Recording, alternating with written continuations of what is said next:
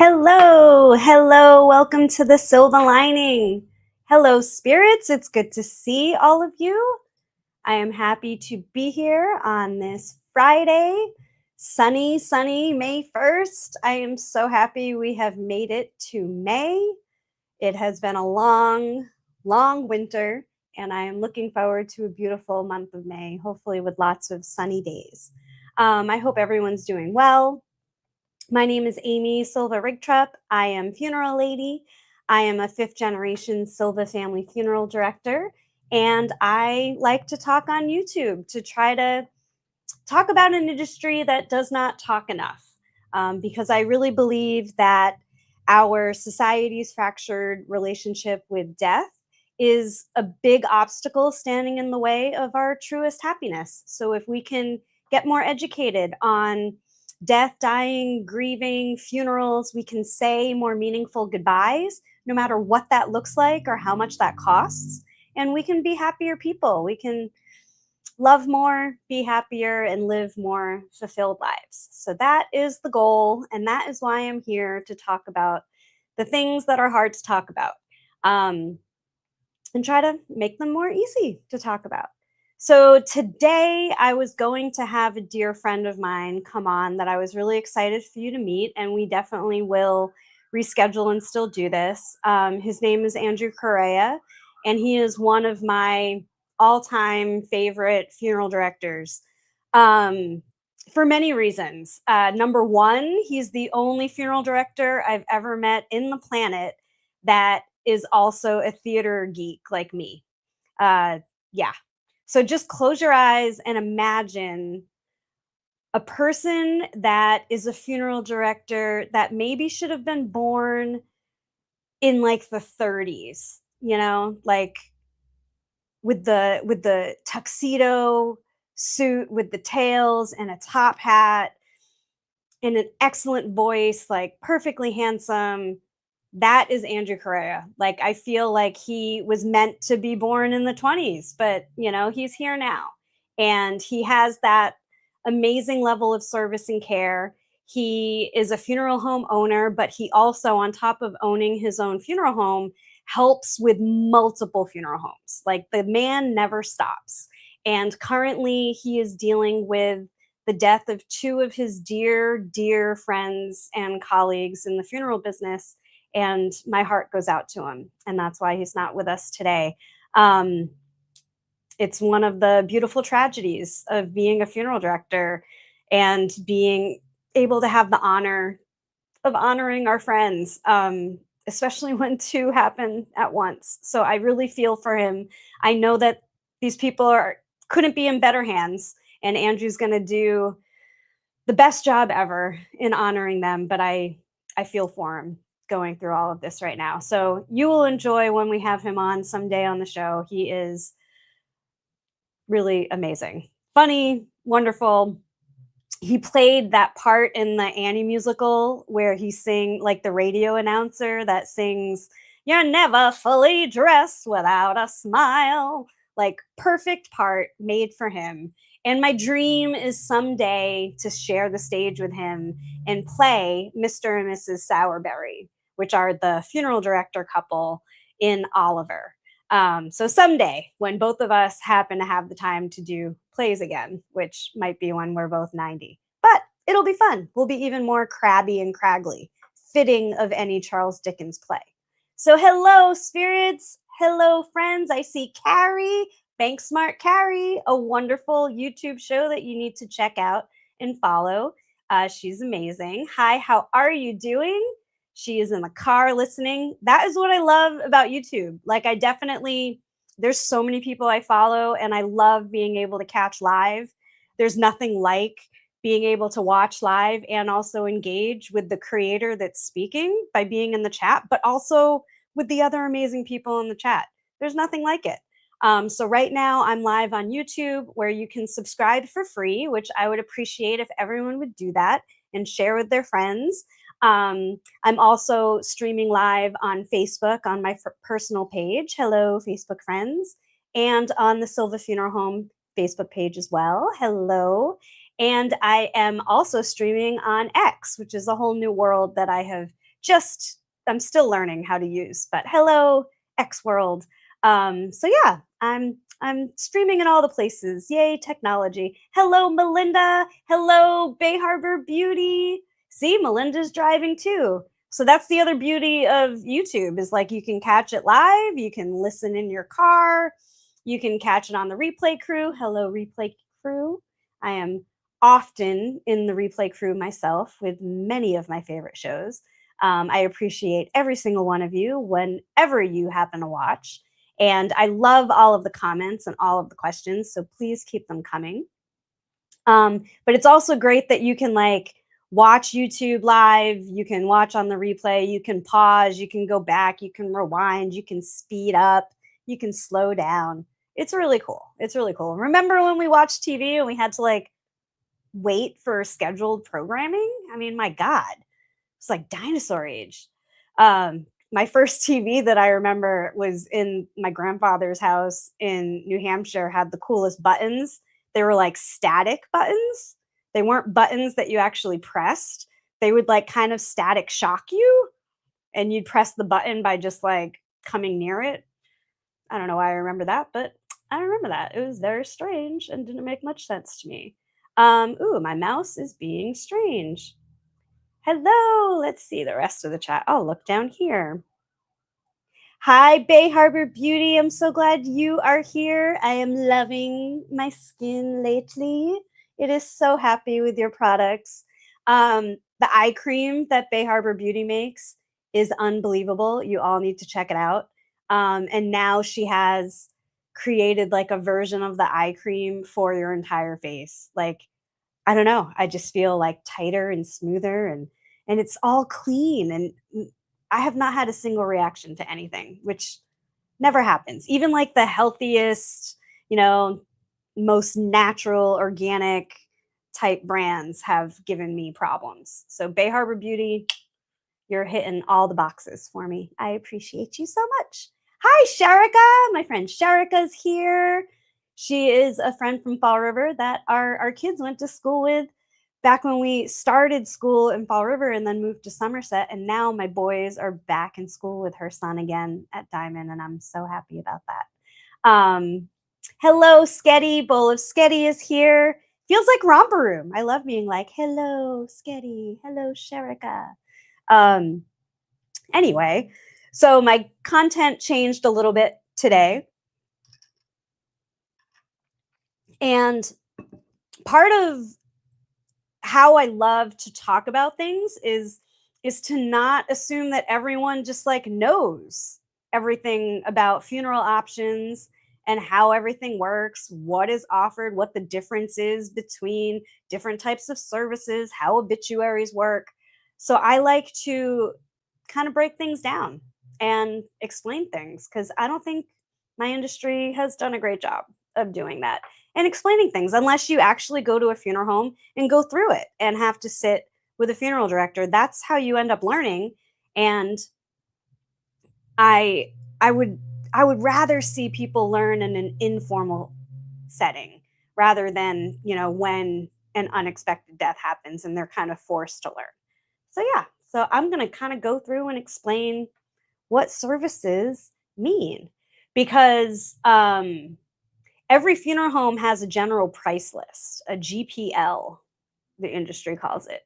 And we all are kind of regulated to have this price list with a very similar structure in terms of the categories of services and the terminology of services, which is kind of great because it's totally, I mean, we live in a world where people are, you know, researching appliances for like a month before they buy. They're reading reviews and comparing, you know, different brands and different stores. So why not, you know, do the same thing with funeral homes? There are a lot of people that just by default know exactly which funeral home they're going to deal with because their family always went to them or they've always lived in the same area.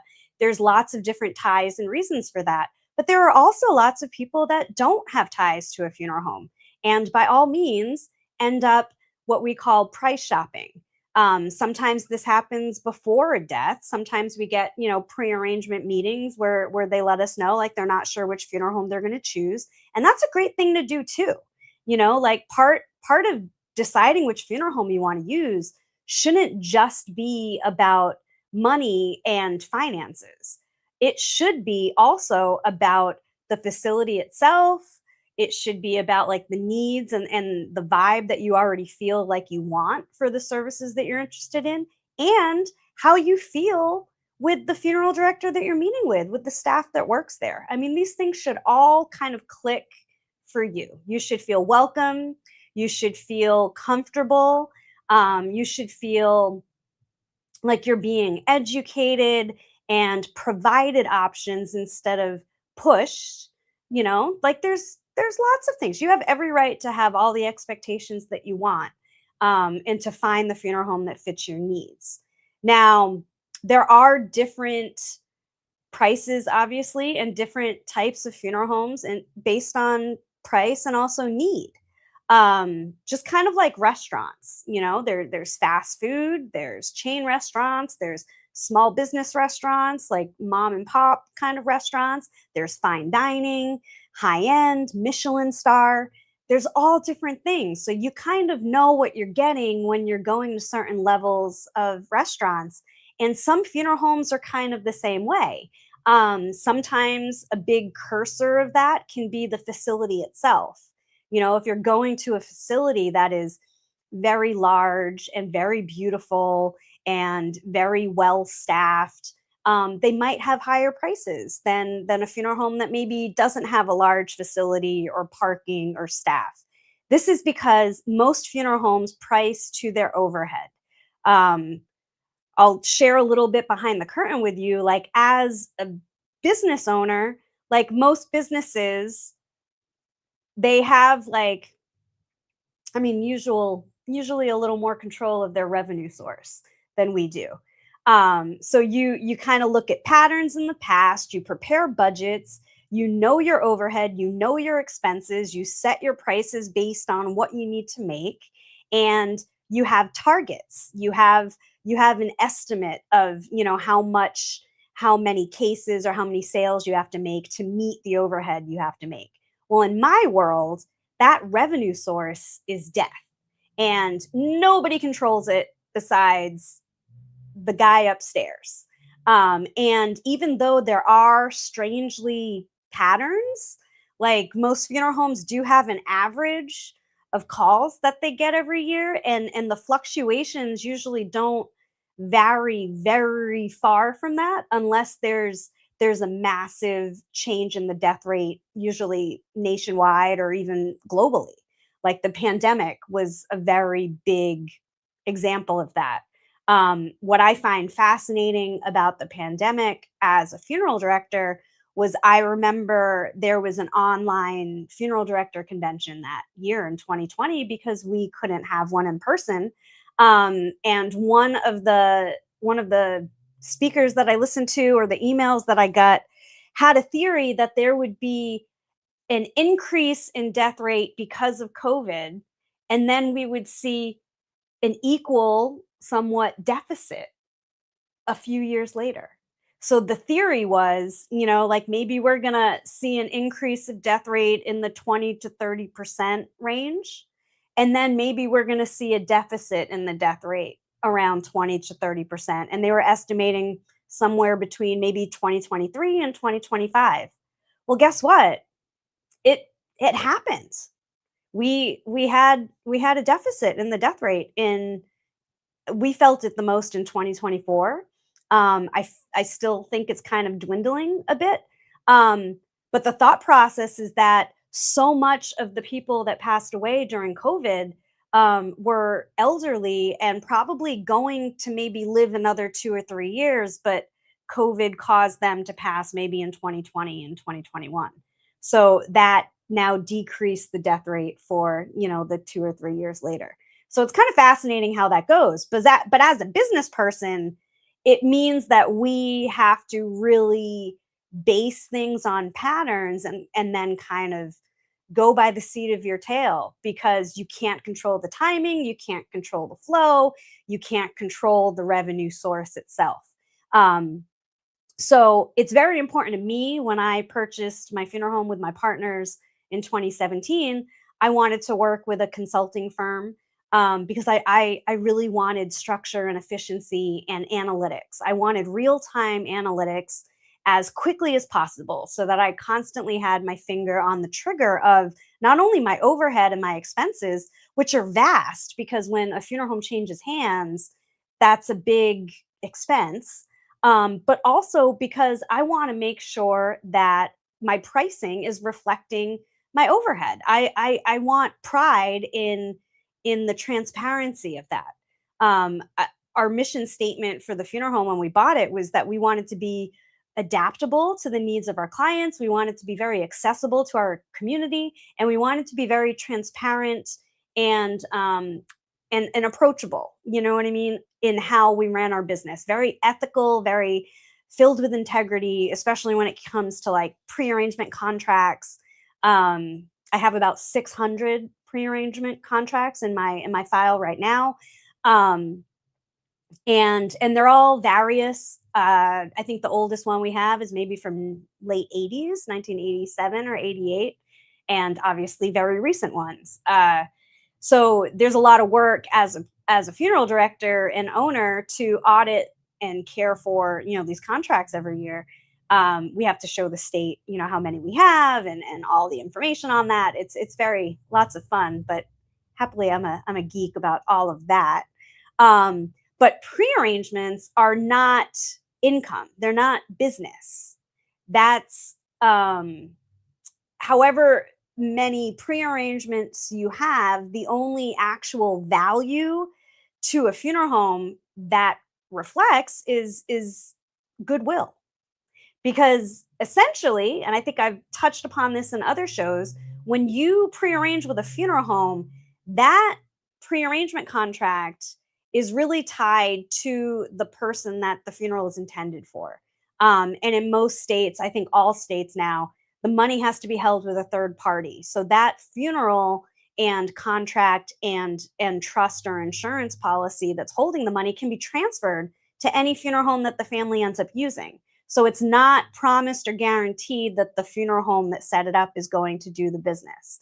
And that's how it should be, honestly. I will die on the hill that prearrangements should always benefit the person, the insured, the person that is intended to have the funeral, and the funeral home that actually provides the service in the future. The funeral home that does the excellent work of helping advise the family and getting this set up and secured does a great service, but that is something that builds a budding relationship, which is valuable to the funeral director, and it's a benefit also to the client to have an idea of what they are planning into their family for knowing that there is a plan in place. Um, Mermaid Mary, I don't know why my mouse is being weird. I think she's running out of battery. Let's plug her in. See if she gets faster. There we go. Hello, Mermaid Mary. I'm putting together a plan for my funeral services in advance so my family doesn't have to worry about it after I'm gone. It's the best thing you could ever do, whether you pay for it or not. Just knowing that the information is down on paper, the plans are out of your head, and your family has a roadmap, something to follow. Because every family without a plan comes to us completely lost. And every family, whether there is a plan or not, when a death occurs, whether they're no matter what age they are, what circumstance of death, any death leaves a family in quite a fog. And in that fog state and heavy state of immediate acute grief, nobody wants to have to be making decisions. You know what I mean? That you don't have to. So it really relieves such a burden to do that. I thought you meant I was running out of battery. No, Mermaid Mary, I don't think you could run out of battery. I've hung out with you. You have a lot of awesome energy, like myself. Even when I'm down, I'm up. Um, Today is brought to you by Kachava smoothies. So good. Been keeping me going lately. So that's kind of how pre-arrangements work. But when we sit down with a family, we go over the general price list and the service options. And with price shopping, sometimes people, let us know. I've talked to other funeral homes, and that's totally fine too. It's always nice to let the funeral home know that you're doing that. Sometimes families even do the courtesy of letting us know, who they end up choosing, whether it's us or someone else. It's always nice to know, where you stand. But I like to kind of explain what the general price list is made up of, because when you're looking at multiple price lists, you can kind of have an idea of what it all means, what the terminology means. It also helps when you're doing a lot of this work over the phone. So you can make phone calls to any funeral home, and if you do, it's part of our regulations and our licensure that a licensed funeral director has to quote you accurate price quotes over the phone. As long as they're a licensed funeral director, they can do that. So you always want to ask for a funeral director so that you can talk to them about pricing options. Sometimes it helps to you can make an appointment for a phone call if you don't feel comfortable coming in too. If you want to make sure you have a lot of time to be able to ask your questions, so that you don't feel as rushed. Because sometimes, funeral homes, you just never know. We want to make time for every single person, but there are just certain days where we're dealing with like 11 or 12 cases, and it might not, be possible to talk for too long. So never worry about asking for an appointment. We're always happy to make appointments. We never charge for appointments, no matter how long they are. Weird question. How do you quote a price for something in the future? Not a weird question at all. So when we do pre-arrangements, we always quote everything for today's prices. We want to like pause a moment in time and get an idea of everything you're interested in for funeral service and what it would cost, every single detail today. And that gives you an idea of how much that you want to protect. If you are funding, like taking liquid money and actually giving it to fund the funeral with insurance or trust, then that money gets locked away and it's going to grow. Um, Most growth rates are usually between, I'd say, 1.7 to probably around 3.5 right now. Depending on the company, there might be some market tied policies that have the possibility of growing more. I just haven't seen rates higher than that in a long time. And a lot of funeral homes handle how they do this and which companies they work with independently. Everyone has a right to do that. Some funeral directors just don't like getting their insurance license because it's not a really fun thing to do. I remember getting my license. I just wanted to get it over with. I asked for the book to study and set my test date for 2 weeks later, and I just figured I would memorize it all and just regurgitate it and pass the test. And it was like the most boring subject matter I've ever read in my life. There was nothing, I don't think there's any human on earth. Like at the time, Robin Williams was still alive. And I was like, even he couldn't make this interesting. So you just, have to do it. So some funeral directors don't get their insurance license because it does seem very daunting. Because the license you have to get is for life and health. And typically the type of insurance policies that we sell are very specific. They're life insurance policies that are strictly death benefit assignments. They are never whole life with cash surrender value. We don't sell term policies. Like we don't get into any of that. We don't sell health insurance.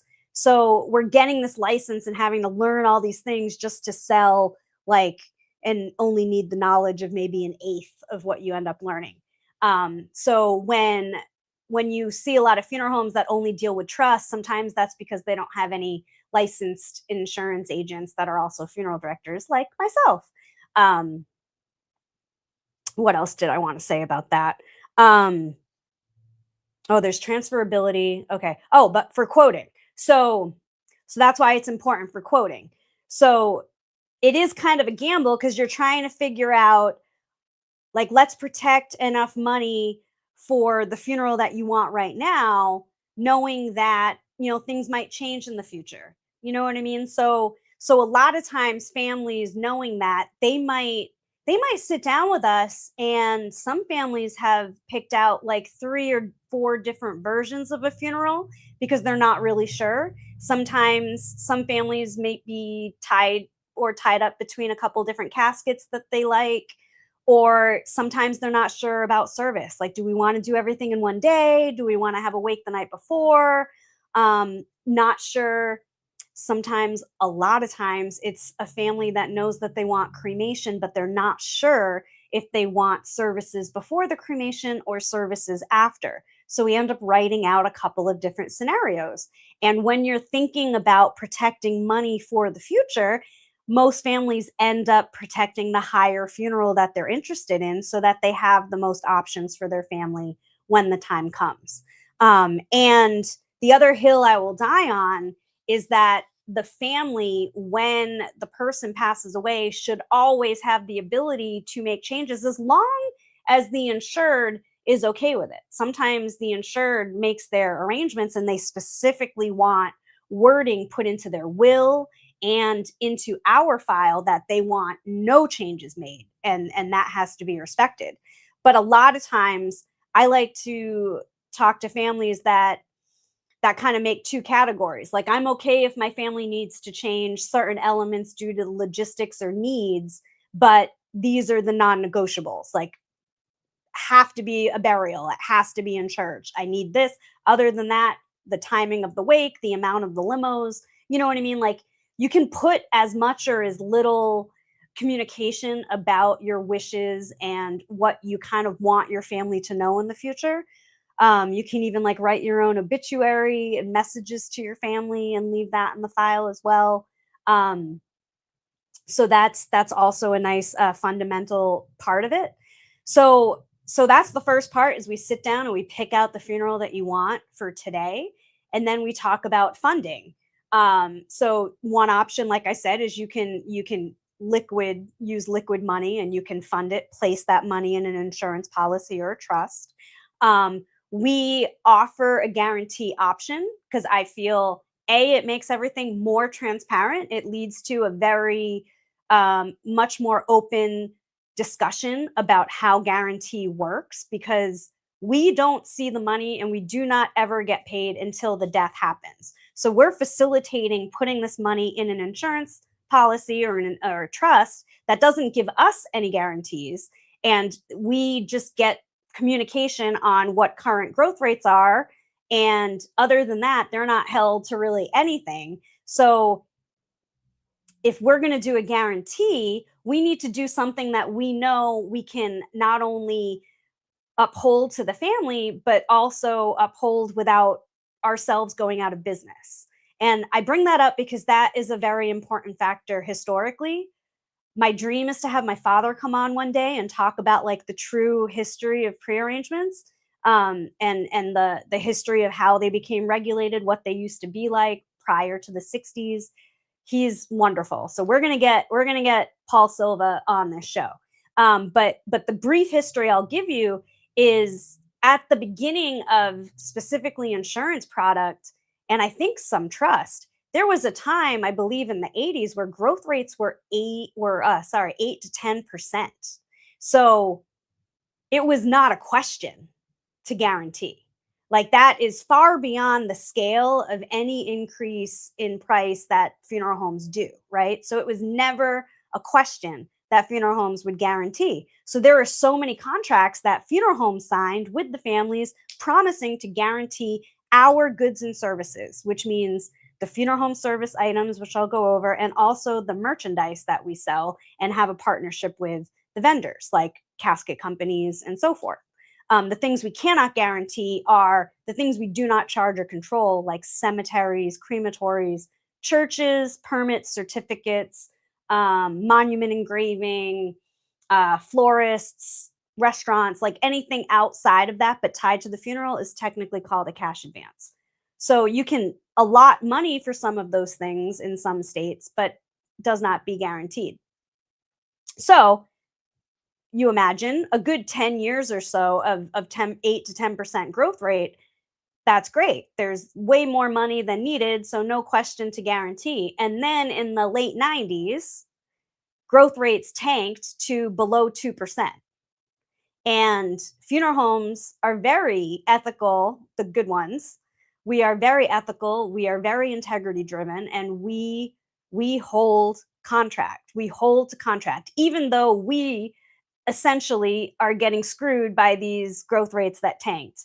Funeral homes still to this day are eating thousands and thousands of dollars on old guarantees that the growth rate hasn't kept up with. Even as of a couple months ago, I think we ate almost $7,000 on a funeral because we had to.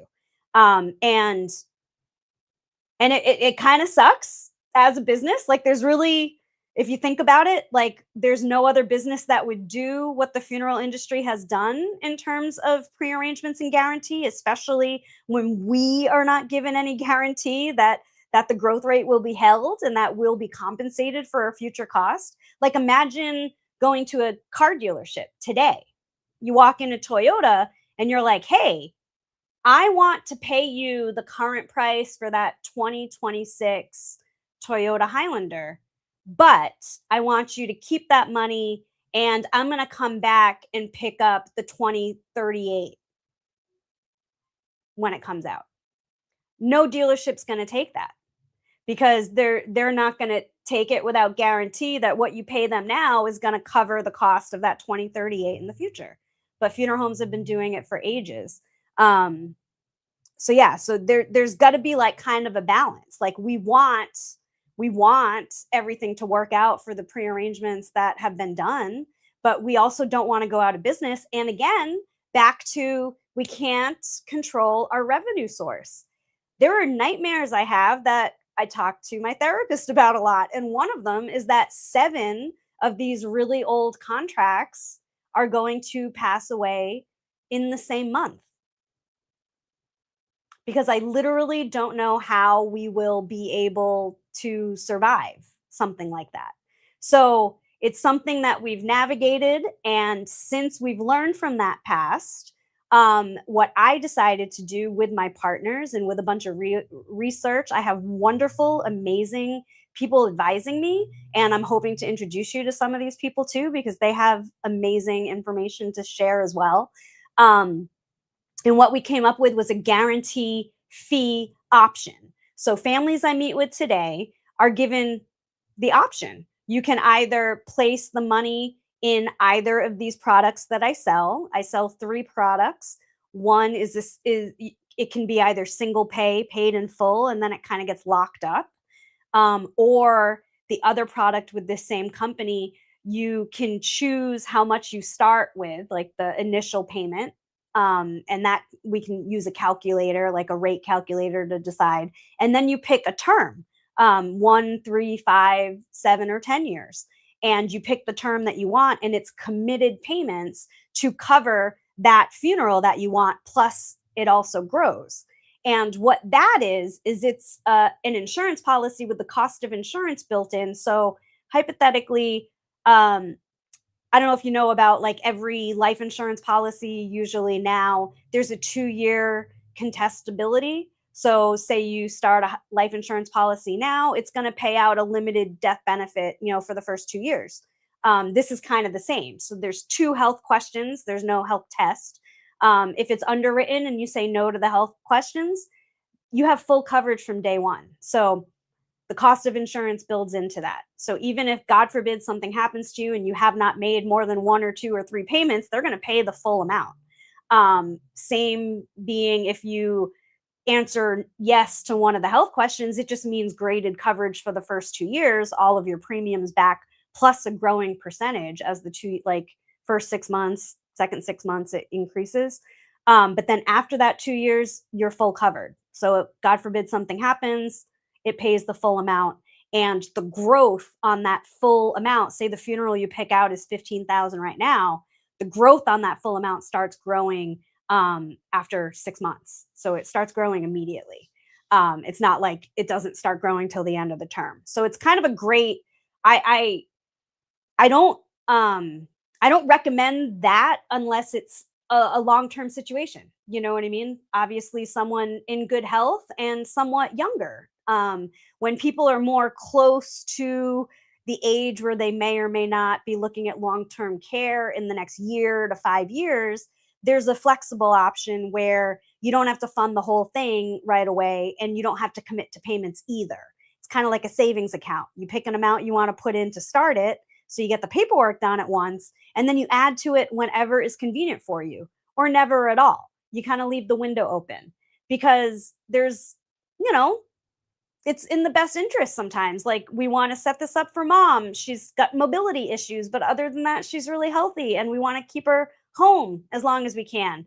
But we also want to start being ahead of, the spend down situation in case she needs to go into a nursing home.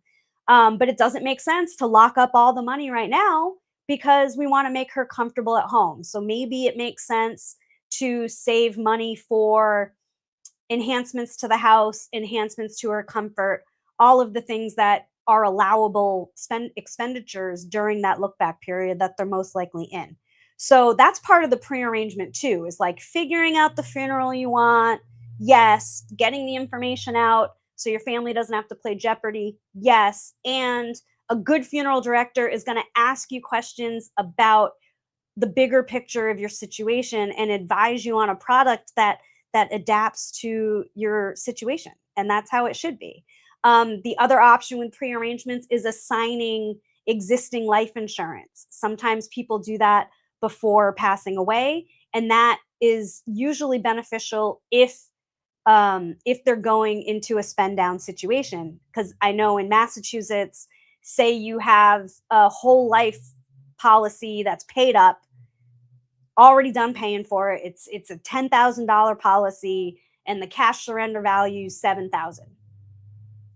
The If you're applying to the state for benefits to cover the nursing home, they're going to consider that policy, especially the cash surrender value of it, your liquid asset. So they're going to pretty much tell you you either have to cash that in and pay that 7,000 to the nursing home for private pay, and then your benefits will kick in, or you can sign that policy over to the funeral home, making the funeral home the owner and the beneficiary. What this does is it now makes that policy no longer your asset. It's not part of your asset category because now you do not have the ability, nor does your family, to cash it in. And the funeral home legally could not cash it in. The funeral home cannot be paid from those proceeds until they receive a death certificate and send in a funeral bill signed by your family. And it also, paperwork with this process is a state prearrangement funeral contract that makes it a state regulated contract. So, say the funeral home becomes the owner, everything's set up, and then that funeral home, God forbid, closes. That means you and your family as the contract holder needs to be notified as part of the funeral home closing. The board regulates this. The families need to be notified this funeral home is closed. Here are your options. You need to call another funeral home and transfer the policy to that funeral home that you choose. So it protects the policy, and now it makes it so that it can only be used for a funeral in the future. The difference, though, with that is guarantees can't be applied because there usually isn't growth with insurance assignments. Some policies have dividends, but they're not. It's not something that we can control or count on. So it's more straightforward. Just like when you choose not to do the guarantee, whatever the money that you put away and its growth comes to when the time comes and your family member dies, that's what you have to work with for the funeral. When people choose to add our guarantee, what our guarantee fee is it's a buffer, technically. Say it's 10% of the funeral goods and services. So say the funeral home side of the bill is $10,000. Add the guarantee, it's an extra 1,000. The reason we do that is because that is an extra $1,000. So that $1,000 will also grow along with all the other funds that have been placed in that policy. And it means that either in the future, the growth on the policy is going to more likely cover the future cost. And if it doesn't, it's going to make it so that our shortfall that we have to ingest is a lot smaller and less dangerous. But the other side of that is if that fee is not needed to be used because it grew enough, now there's an extra $1,000 in there that can help go towards the cash advances that we couldn't guarantee anyway. So it's been working out amazingly well. Most of our families are choosing it, and we've been doing it since 2017, and it's working out perfectly as intended, and benefiting the families as it should. And it's not a fee, and I always explain that to the family. The guarantee fee doesn't mean any of this gets kept. This is all just extra money put in, and then in the future, the the funeral always gets written up at the time of death for that current price, and then it gets adjusted with a guaranteed discount to offset, whatever it didn't meet. You know what I mean? And that's how the math all reflects, so that it can all be transparent. We got this amount of money from the insurance company. This is how it was applied, and now the family has a full statement that they can, keep for their estate files. Um, that was a lot, lot longer winded than I planned. Let me see if I missed any other questions. Ooh, second order with Bay Harbor Beauty. I love it. I love it. Um, Let me see. I went up too far. I know I saw another question somewhere. Yay, I love meeting other geeks. Carrie, this is fascinating. I love behind the scenes details. I'm a numbers geek. I'm a numbers geek too. You should see my guarantee math form. My dad taught me this equation, and I call it my Goodwill Hunting page. I have yet to meet an Excel spreadsheet math equation guru that can like neaten it. I have to do it by hand, and I show families how it all works. But yeah, it looks like Goodwill Hunting. It's a lot of equation stuff. I want to write it on a wall someday, just for fun. Um, how do you? Oh, we just did that. Just did that. Uh, so yeah, so when you do the guarantee, how many years in advance does that apply? It's infinite. It applies until the death happens. Um, and I also include like a guarantee form with the contract, and that is because, in case you outlive me and my partners, I want it like ironed out how this works and what was guaranteed and what wasn't. And also, I want it ironed out in your contract exactly what guarantee was applied in case you take it to another funeral home. Because we close or because you win the lottery and you move, you should by all means use that other funeral home. You want them to try to honor the original terms of the contract. So yeah, so the more blatant and ironed out it is, that's my plan. Um, do you ever see a family not honor the wishes and plan of the person who passed? Can an executor of the will opt for a lower cost funeral after the person's death? This is a tough one because logistically and legally, families can make changes. A good example of this is COVID, where they kind of had to make changes. There were people that prearranged and pre-funded very traditional and large, high-priced funerals with lots of service elements, and literally were not able to have them.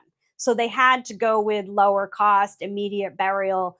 We tried to mitigate some of that by letting families prepay, and we would hold the money for like services after COVID ended. You know, put money aside for planning like a memorial service so that it could be in church when church is reopened, and a gathering in the funeral home. So it was kind of hard, but you need that legality to some extent of allowing families to be able to make some changes. There's also the thought that a lot of the world changes too, like trends change, needs change. Sometimes families understandably lessen services because everyone else has died, and maybe when the funeral was planned, there was a large family, and maybe when the person has died, they've kind of outlived everybody, and the family members left living don't live in the area, and it just doesn't make sense to have a lot of other services. So it's a hard question where you hope that people always honor the wishes above everything else. And when there is verbiage and a will brought to us, or an executor getting involved saying, no, everything has to be as it is, then that has to be followed. But timing is also an issue.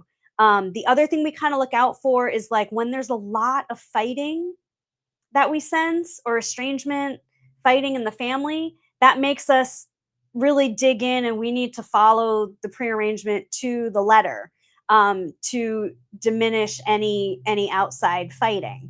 Um, and not always does the will get read or found or executed before the funeral happens. You know what I mean? So it's a lot of like chicken before the egg kind of situation.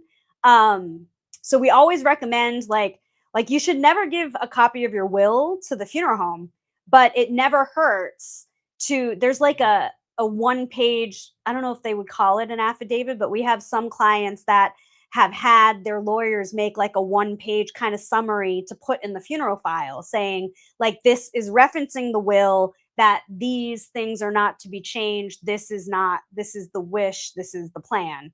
That's another kind of way to get ahead of it, to have something referencing the will signed by a lawyer placed in the file. There's a lot of different ways you can look at it, and the funeral home's always going to do the best that they can to honor what they have to legally do and what's going to honor the wishes, but also, meet the needs of the family at that time. It's a lot of balancing act, kind of. Yeah, a lot, and a lot of reading. You gotta read everything in the plan, and every state's different too. I love meeting funeral directors in other states, and learning about all the different prearrangement regulations and stuff. And then they change a lot, so you got to be up on that too. Um, thank you, Carrie. Carrie's reminding everyone to like and subscribe, so please hit the like button if you haven't. I appreciate it. Helps the algorithm. C Star, hey, I'm glad you learned so much here. What is this? My grandmother's funeral has been planned and paid for 45 plus years. She's 107. I have a woman. I have a woman I think I've talked about that is loosely related to my family, my cousins here in Taunton, and I think she's 107 now. And when she does pass, like I have to coordinate getting her from, she's passing away in another state and then wants to be buried in Staten Island. So yeah, so who knows? Who knows? Like everything's planned, everything's paid for, the game plan is there, and she's adamant that it be a Silva that is there coordinating everything and at the cemetery in Staten Island. So I'm every time that I have a surgery or I'm on a vacation, I'm always like, please, not this week. But yeah, that's great. She's had it for that long. My other thing I want to bring up is make sure everyone that you know that has a prearrangement, make sure they check in with the funeral home every now and then. I love when families check in with me every year or two. I mean, it's always good to check on what are the current prices, what's the current growth at, like what's the current value of my policy, update with changes. Like, hey, I have 3 new grandchildren. This daughter got remarried. Here's her new address. Here's her new name. It's always good to check in. And you want to make sure that the funeral home, especially when it's been that long, make sure that they're still in existence, that they still have your file, that they still have all the correct information, that they're honoring everything in the contract, that they're still owned and run by the same people and handling it the same way. Definitely don't go too long without checking in. And if you find that you cannot get in touch with the funeral home that your family member has a policy with or a contract with, first you could call nearby funeral homes, because there's like a hidden secret a lot of people don't know. Like funeral homes kind of, we're competitors, but we're not. Like a lot of us are really friendly with each other, and we're very protective of records. And we keep amazing records, and we keep in touch with each other. And when one closes, we tend to either, like if a funeral home is closing for good, they might sell their goodwill, their prearrangements to a local funeral home for the contracts that didn't reach back out when they notified everyone they were closing. And they might have given their records to a local funeral home or the local historical society. So those might be good places to call and be like, hey, my grandmother has a prearrangement with so-and-so funeral home. I can't get in touch with them. Do you know what's going on? Local funeral homes know the story about all local funeral homes. So you'll get a good vantage point of what's happening with the funeral home that your family member signed up with. If that fails and you cannot get confirmation of the prearrangement that was pre-funded, especially, then you need to call that state's board of funeral directors and embalmers, because there are funeral homes, sadly, it's a very, very, very staunch minority, but there are funeral homes that do not honor contracts. There are past owners that mishandled funds before the regulations kicked in. There are bad funeral directors out there. And a contract is a contract. If there is proof that a prearrangement has been paid, then by God, that contract exists. That money needs to be paid with growth back to the family, and that funeral needs to be provided. And when a funeral is passed on, say the owner changes, right?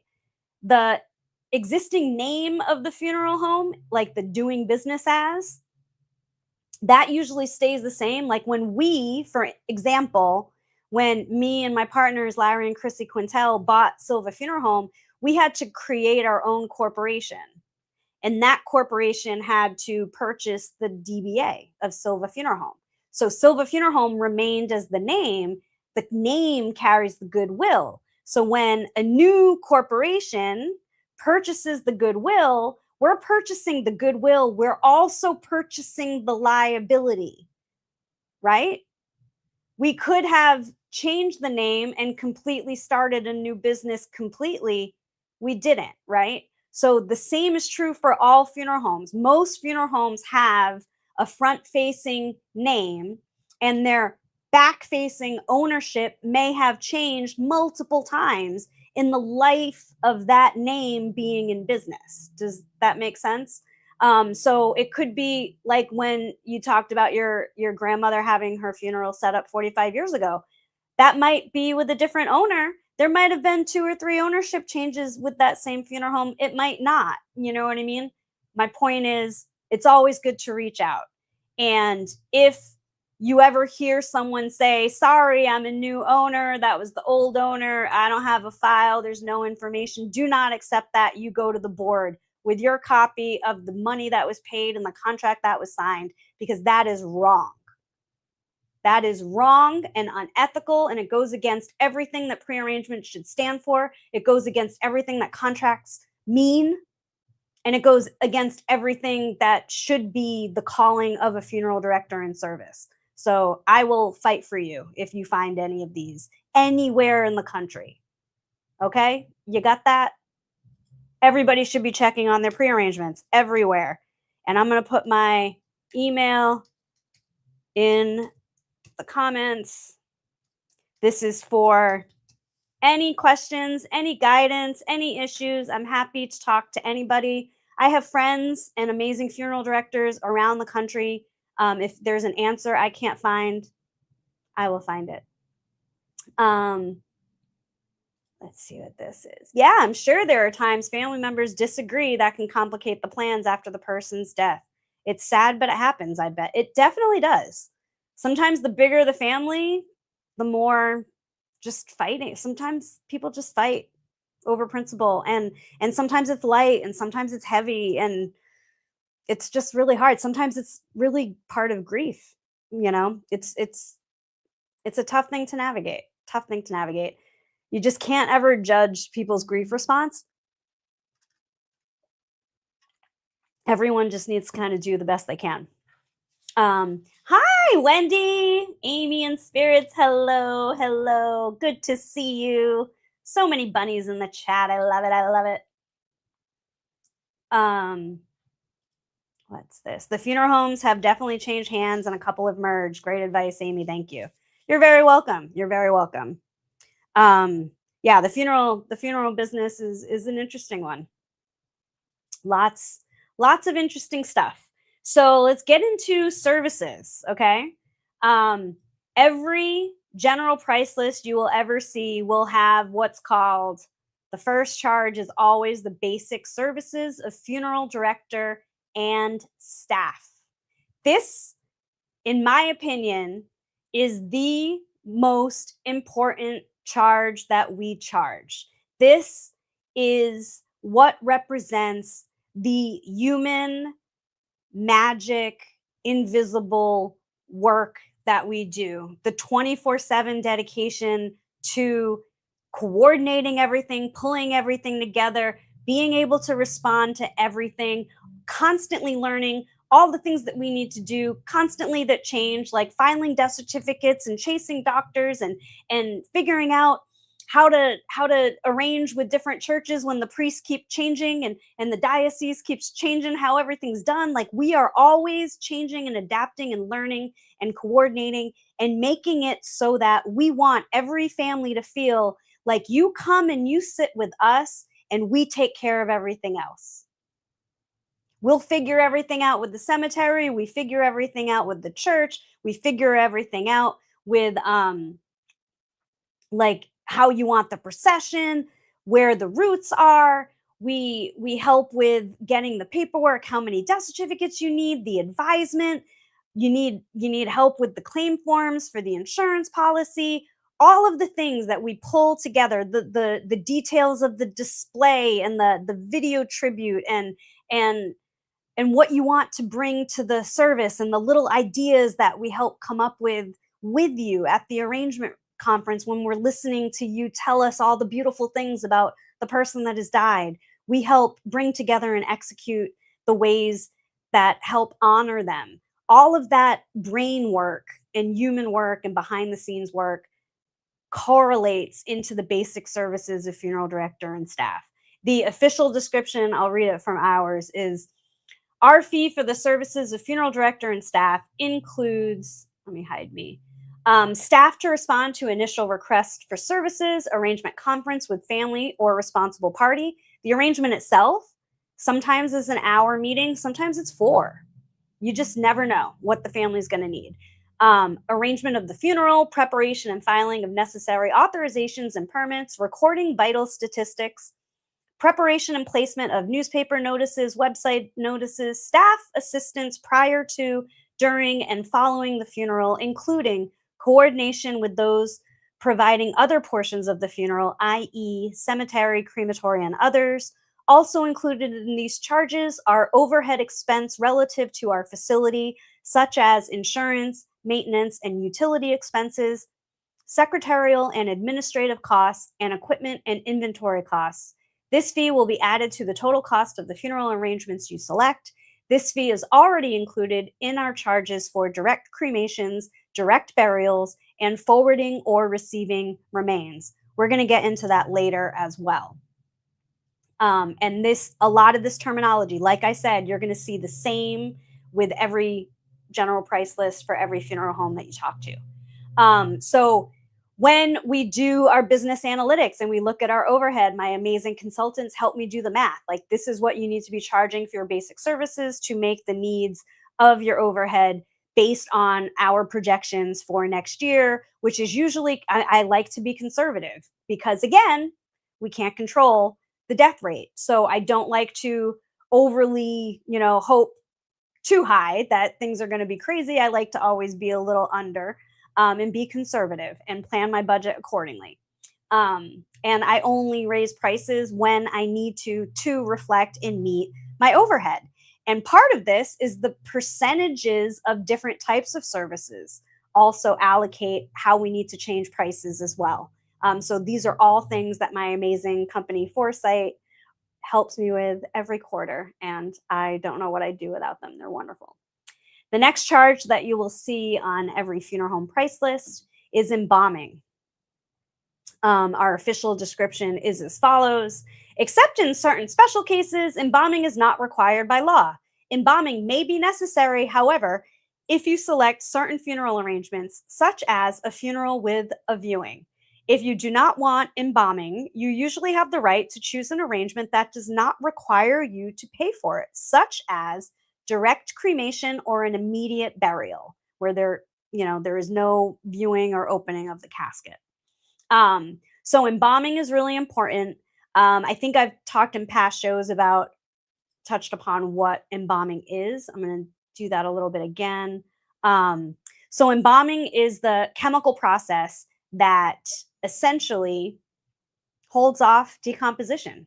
We we want to halt that natural process of decomposition so that we can not only preserve the body and the features and make them look as beautiful and peaceful and healthy as they can, so that the family can have a lasting final image that is usually a lot better than the last time they saw them. It's also to protect the public health. If the casket's going to be open for a public viewing and there is not embalming, especially if it's been a couple of days, it's just not a wonderful thing to be around. Um, that's why, I don't know, in other parts of the world, I was fascinated when I met this incredible funeral director, and I'm forgetting his name, but he was in Australia, and he came to visit my funeral home after a convention where we met in Vegas. And he was amazed at how beautiful and large our morgue is, our embalming room. He was like, "Wow, like I would never, like I've never seen this is like the movies. This is amazing. Like ours is we hardly ever use ours. We maybe embalm 3 or 4 bodies a year, and he does like way more cases than we do." And I was, because they cover like a whole section of Australia, and I was like, "What do you mean? You only embalm 3 or 4 cases a year?" And he said, "Yeah, like it's just not part of their culture and tradition. When the family comes to the funeral home, usually the day after the death, that's when they do a quick private viewing, when the body has been cleaned and placed usually on a table with a blanket, and they look peaceful and they look clean. They have not been embalmed. They have like a cooling room where they usually do still pick up the body like right after the death, but when the family comes to make the arrangement, that's when they have the viewing, and that's when they see the body, and that's when they say goodbye, and then they go in the casket and get sealed, and the service happens later with a closed casket, so they don't usually embalm. I thought that was just wild. Here we have a lot of open casket services. It's what we've been doing for a very long time. Um, I see a question. Hello, Barely Brunette. I like your name. If anyone does not have burial insurance, you need it. I learned there was no insurance when my mom died unexpectedly. Oh, while I was pregnant. Broker here. Yes. Yes. It helps on so many levels to just have it taken care of. Burial insurance is wonderful. And the other big thing about prearrangements is like prearrangements and burial insurance and policies and plans are no good unless you're going to share them with your family. You don't know how many people, like, they don't want to bother their family or make them feel uncomfortable by telling them that they talked to a funeral director and they made these arrangements, and then they end up never telling them. You don't know how many times it pops up. Like every now and then when we do get slow, we try to do searches where we start with our oldest prearrangements and work backwards. And we try to catch if maybe any of our prearrangements may have died and gone elsewhere. And sometimes it's because the family just didn't know that they had a prearrangement. And it's really hard. And I know it happens a lot of times with regular insurance policies. They do like social security searches and try to catch when people have died and they didn't know that they had a policy. Sometimes that goes into like unclaimed, like all those websites for like Massachusetts unclaimed property. Those things are actually really good to check out because you just never know. This is a great, great question. I'm so sorry you went through that while you were pregnant.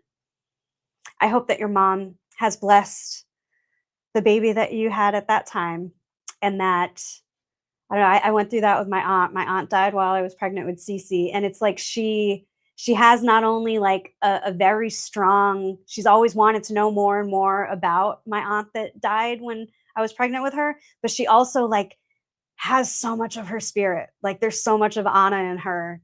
I don't know. I just have to believe that there's something connected there. My love to you. Um, what is this? I have to head out to schedule puppy play date. Well, have fun with that. That sounds like a fun play date. So yeah, so embalming is that preparation process. It's usually not to get too graphic, and I'm happy to get too graphic if people want to get too graphic. I mean, maybe we'll do someday when I get monetized, I'll do members only and get graphic, um, where we can be like R rated or whatever. But the summary of the process of embalming is we make injections and we inject into the vein and the artery with tubes, and both tubes connect to an embalming machine which holds fluid and pumps and pressurizes. And really what it does is it pushes the fluid in to the circulatory system through all of the vessels, and it pushes out the blood in the body through the other tube. And we make the incision just under the collarbone here, because it's usually easy to conceal, and it's not a large incision. It's very very small, maybe a little wider than a quarter, like a coin.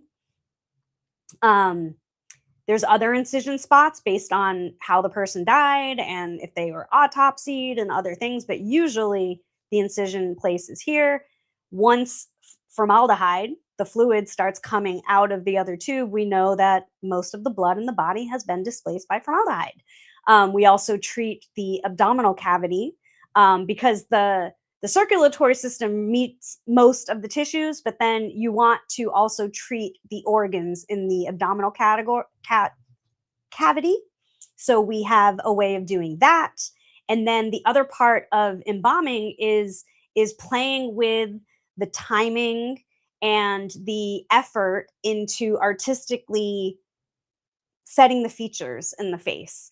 Some embalmers are better at this than others. This is where the education and the art and the effort and the pay and the culture of the funeral home matters. There's a big difference between really good embalmers and not so good embalmers. There's also some embalmers that specialize in like restorative work, and this is where, like JFK, for instance, he had an open casket, and that took a monumental level of artistry and restorative work. We've also had a lot of cases ourselves that I've seen, and our embalmers are just unbelievable. The things that they've been able to do so that the family can have a better last picture of their loved one. So sometimes restorative comes into play.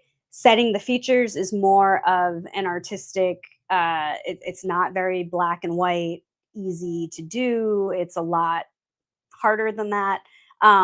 Some of it is in how you secure the mouth, what angle, how you secure the eyes.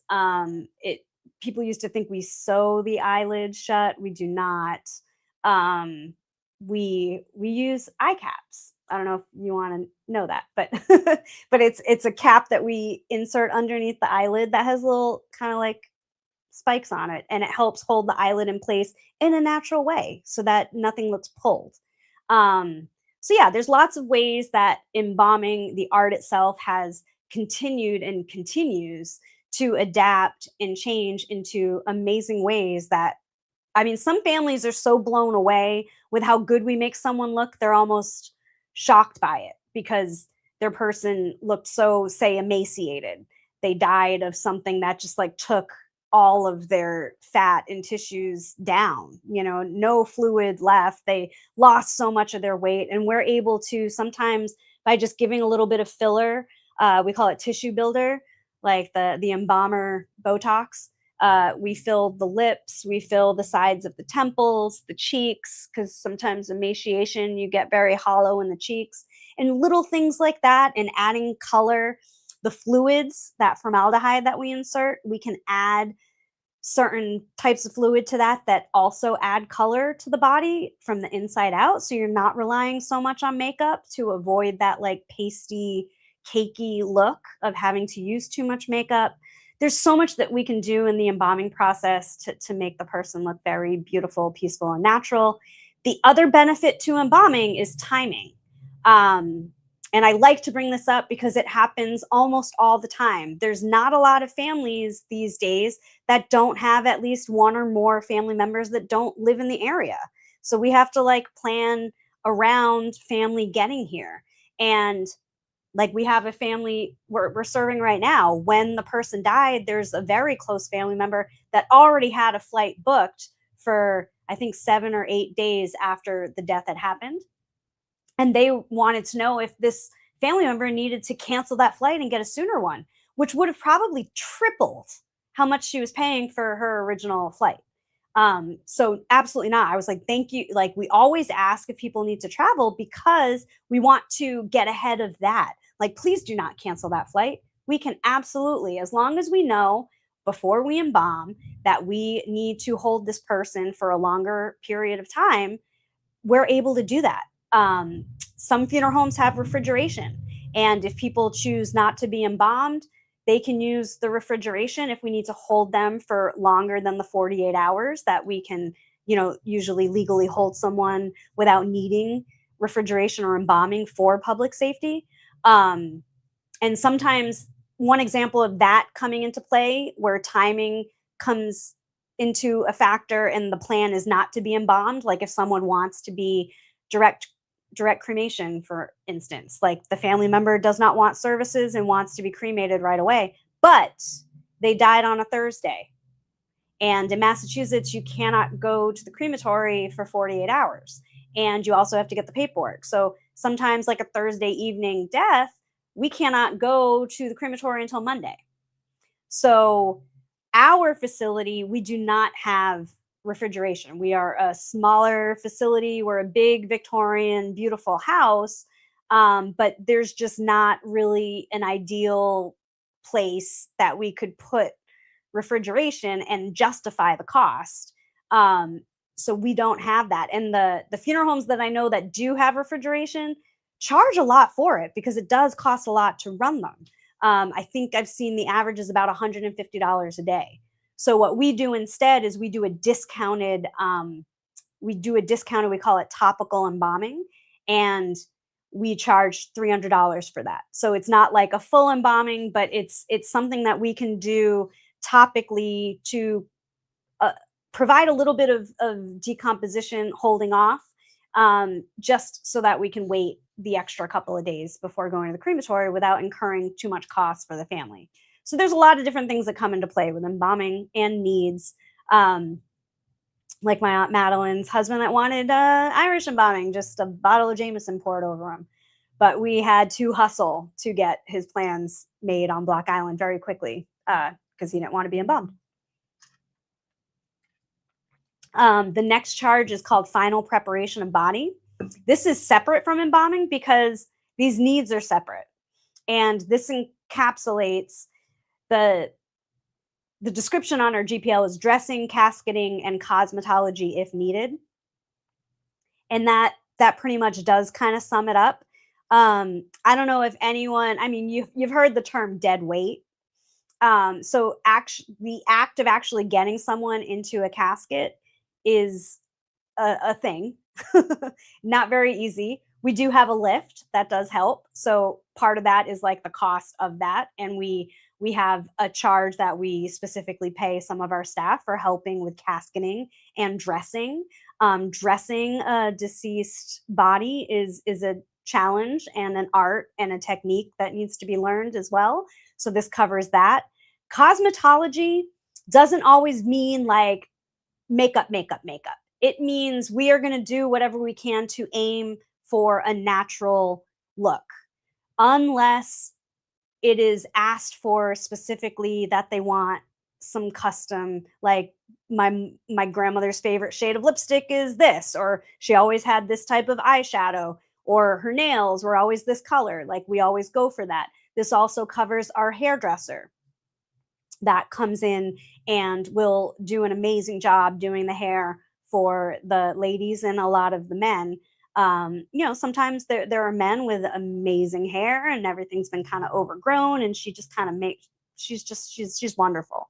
Most funeral homes have an incredible hairdresser, and right now we have Simone. She's wonderful, And every time I watch My Girl, like that's the God, I'm forgetting her name. Curtis? Jamie Lee Curtis? Yeah, Jamie Lee Curtis. She's the hairdresser, like the makeup artist hairdresser at the funeral home with Dan Aykroyd and My Girl. And we at the funeral home I grew up with, at my dad's funeral home, we had Claudette. She was there forever. Here in Taunton, we had Kay Butler. She was the hairdresser here for like 50 years. So it's a coveted and very special role that people play here, and they put a lot of heart into it, and they're incredible. And we also open that up. Sometimes family has a hairdresser in the family or a hairdresser that's very close to them, and we always are open to working with them if they want to come in as a thing of honor, to do their hair. And I've done the hair a couple of times. One story I'll tell is, is my vizing, which is the male word for neighbor. When I was growing up, we had Vizinha and Vizing, and they were like our nanny, and we went to their house every day after school. They lived closer to Highland Elementary School where me and my sisters went.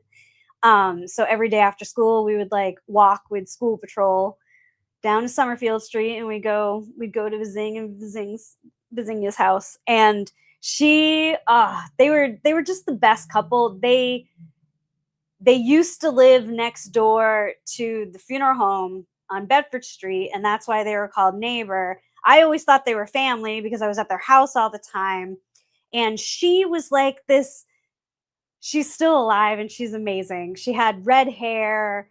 She really did not speak English, like cared for us every day amazingly. And most of the Portuguese I know is from her. Like, põe o lixo, tira os sapatos, like take off your shoes, put it in the trash, come tudo.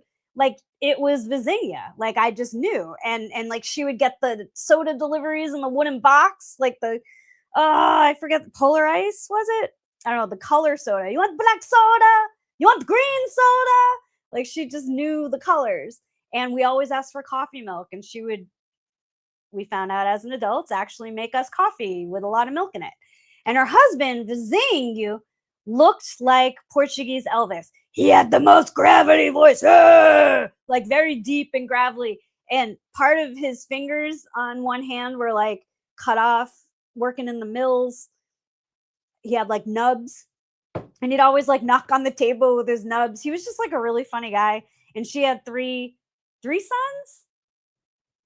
Yeah, three sons and a daughter. And one of the sons got us all into wrestling. Like I would hang out there after school and watch wrestling. I'd watch the Dick Van Dyke Show, Benny Hill. Like her house was the best. Everything was covered in plastic, amazing Portuguese food. There was a living room you couldn't touch, and then the, den that you actually hung out in. It was just the best place. And Vizinho looked like Elvis. He always had, in Portuguese, they call it the canudo. Like his hair was always in this like swept up kind of pompadour Elvis. I'm gonna see if I can find a picture of him while I'm talking about him. So his hair was everything, this like canudo. And when he died, I promised the family, I was like, I'm gonna make sure I'm gonna do his canudo. I'm gonna make sure he's got his canudo. I got it. It took me hours. I had no idea what I was getting myself into. It was amazing how much hair this man had, and there was not a lot in this area, but it was very long everywhere else, and it was like perfectly done and wrapped, and he used pomade, and the family had said he would do it effortlessly. It would be like and it'd be done. But two things, like now he's laying down and he's deceased. He's not able to like show me his technique, and I got to make it work and cover everything and also have the look. And it took a lot of product and technique, and I was just so determined, but I got it done. I got it done. Let me pull him up. I got his obituary here. He was just the best. He would like sing, and he just had the coolest voice. We'd always see him at the Oh my god, the social club up the street. Now I see I'm blanking on everything. And they would have the St. Anthony of Padua Credit Union shareholders meeting there every year. And they would serve the best chicken soup. Like Portuguese chicken soup is the best chicken soup ever. It's just different than you'll ever have. Yeah, I don't even know how to explain it. But he taught me when I was a kid, you add red wine to it. He always had like red wine in the like wicker bottles. Just amazing. Just amazing. Why is my internet not working? Okay, we're not going to do this. Um yeah, I'll find the canoed whenever my hey, here we go. Recent obituaries. And his name's Mario. Ugh, he was just the best. And when I had Cece, we brought Cece to meet Vizinga when she was a baby, and Vizinga presented me with my baby blanket. She still had it. It was this like rainbow quilted baby blanket that my aunt Tina made for me, and she had it in perfect condition, and I was able to like give it back. It was just amazing. Come on.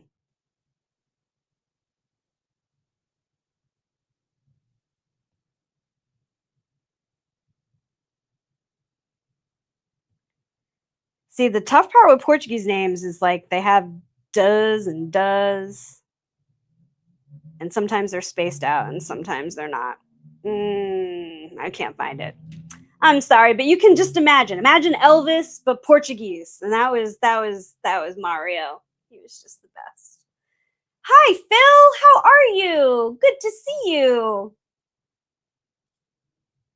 When my grandma died, my grandpa wanted flowers with the banner that says sweetheart. Well, the florist spelled sweetheart, sweet heat. Oh my goodness.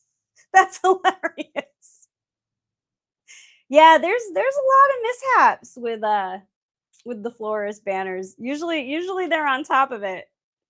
That's also why funeral directors like to have the family come as early as possible to try to help catch some of the mishaps that happen. Hello, Jessica. How are you? Yay. Mm.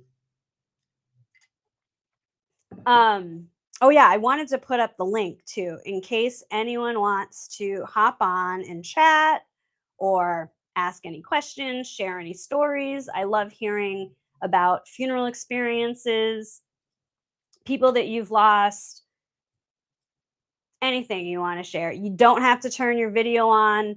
But those of you watching from Facebook and X, I don't know if you're seeing. Yes, I think it's going to Facebook, the link, but I think it brings you into my StreamYard. On X, if you want to join, just hop over to YouTube to Funeral Lady and click on that, and you'll be able to get the link. Uh, Jessica, I've actually wanted to ask you, can I get a job at a funeral home without a degree? I want to so bad. You absolutely can. And she says, in Massachusetts. In any state, you can get a job at a funeral home without a degree. You only need the degree and the license if you're going to be a funeral director where you're quoting prices, you're selling funerals, you're directing funerals, and you're owning the funeral home. You can't own a funeral home without like a certain percentage of the business has to be owned by a licensed funeral director. Other jobs in the funeral home without being licensed are like office help. There's a lot of office work in funeral homes. Data entry, accounts receivable, accounts payable. I mean, records alone, we just curate and organize so many records. There's also a lot of like support office work for, organizing everything, getting, church readings together, printing off resources, helping with faxing doctors' information, military records, booking, reaching out to insurance companies, processing claims. There's a lot of administrative work. There's also a lot of you can ask for jobs being like an attendant. Like you don't have to have a degree or a funeral license to work wakes. A lot of people love just helping the community, being there to help guide and assist and work wakes and even funerals. We we at Silva Funeral Home in Taunton, like when we have a wake or a gathering, we always have at least 3 people working. That's our goal, is to have one person that kind of floats around, making sure the family has their needs taken care of, helping with whatever needs might arise, making sure enough prayer cards are out, like all the things that could come up, and one person staying at the door, helping when people arrive, usually getting a count. And then we like having a person working the lot, assisting people with parking, letting them know like where we do. A lot of people assume we don't have a lot of parking. We have a ton of parking. It's just kind of hidden, like it's on the side of the building, at the back of the building, and then we actually bought land and connected to another business's lot in the back. So we have like a lot of parking, and we kind of guide you to where open spots are. We also have a great relationship with the people that own what used to be St. Mary's School, which are now beautiful apartments. So he allows us to use that for parking for wakes and services for spots that are available. So our parking lot staff also helps with people that come and need assistance with the elevator, or just a hand. There's a lot of jobs that you can get at a funeral home without needing a degree or a license. And there's a lot of different types of licensure now. I know in Massachusetts, there's funeral director and embalmer, which is dual licensure. To get that full license, you have to get both. But you can also be a funeral assistant. You can be an apprentice, which is usually supposed to be a temporary thing, meaning that you are a student in a funeral school program, and you also need experience at a funeral home to not only support your education, but you need a place to. Part of the funeral program is you need to witness embalmings and assist. You're able to also go on removals, which are transfers, like when we pick up the person wherever they passed away. So an apprentice is usually tied to being a student, meaning you're intending to become a funeral director. But then there's a funeral assistant license, where it means that you're not intending to go further than that, meaning you're not intending to go to school and become a funeral director. So you don't need to become an apprentice, but you want to be an assistant and be able to have the credentials to go on these transfers. So we do have funeral assistants that do these transfers for us. And that funeral assistant license gives you the credentials to be able to sign someone out and go like to a nursing home and sign the nurse pronouncement, stuff like or enter your name on there and everything. Um, so I hope that's what that answered. Awesome, awesome. Yeah, getting everything ready for families. I mean, a lot of times working the wake is like attending and letting the family do their thing, but the end of the wake, if there's a funeral the next morning, there's a lot involved with, you know, getting a lot of details ironed out that night in preparation for the morning. Getting the finalized list of pallbearers, who's going to be in the limo. Do we want a limo pickup or just meet at the funeral home? Which flowers do you want to take home? You could take some home tonight. Let me mark the ones that you want going to church, so that the staff knows in the morning which ones are going to be going to church and the cemetery. So there's a lot. Working wakes does tend to be a lot of different work involved with that, with the families. So it is a good service position. So yeah, the next service section category is facilities and staff charges. This is kind of the bread and butter of how you put together the type of service that you want. Okay. So first is calling hours. This is the gathering, the wake, the visitation. People call these so many different things. And most funeral homes have an hourly charge for this. So you can pick how many hours you want it to be. Our stance here at Silva Funeral Home is we only charge for the public hours, the hours that you're publicizing, inviting people to come to. So right now, currently, if people are having a visitation the night before a funeral, they're usually 3 hours. That's what most people do. They do a 3 hour wake. The most common time is like 5 to 8 during the week, sometimes 4 to 7, sometimes earlier. A lot of times, if it's a Sunday wake, they can pick like earlier times in the day. It's very, very structured and also fluid. Um, Hi, Be Kind Tiger. Nice name. I like. Is that a kitty? Aw. What is this, Carrie? My husband, what are you watching? Me, funeral lady? All I heard was embalming. Yeah, he's probably wondering. Probably wondering. You should be like CSI. I don't know, I'm watching true crime. So yeah, so with visitation, like usually it's 5 to 8, and that's what we charge for is like the public hours. But also we don't charge for the private hour. So that means like if it's a 5 to 8 service or visitation for people to come, the family can come as early as 4 and have that hour to themselves. And that's a very important hour. That is, and sometimes the family's like, who can come at 4? It's whoever you tell. Like whatever levels of family you think needs to come early. Sometimes it gives great enough room for like small children to come while it's just family that's there. It's a lot easier for them to be around a bunch of people that they know. And sometimes for smaller children, the long 3 hour wake where you're surrounded by a bunch of strangers that know who you are because of Facebook, but you have no idea who all these people are, like that's where kids might get overwhelmed. So sometimes like that private hour, that's a good time to gauge, how the kids are going to handle if they want to be there or not be there. It's a great time to like bring in things that you want us to display. You hand that off to us, and we can all kind of finalize how we want everything to be.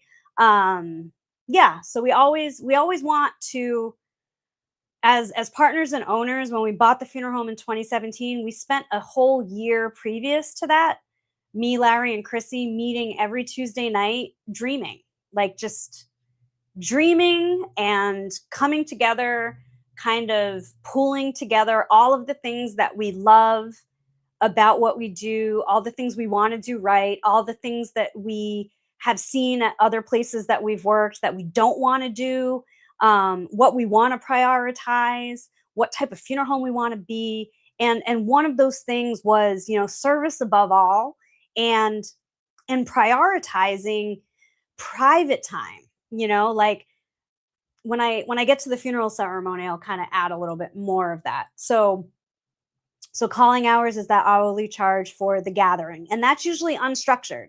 And it could be evening, it could be during the day, it could be, whatever. It means just like an hour that you're renting the facility.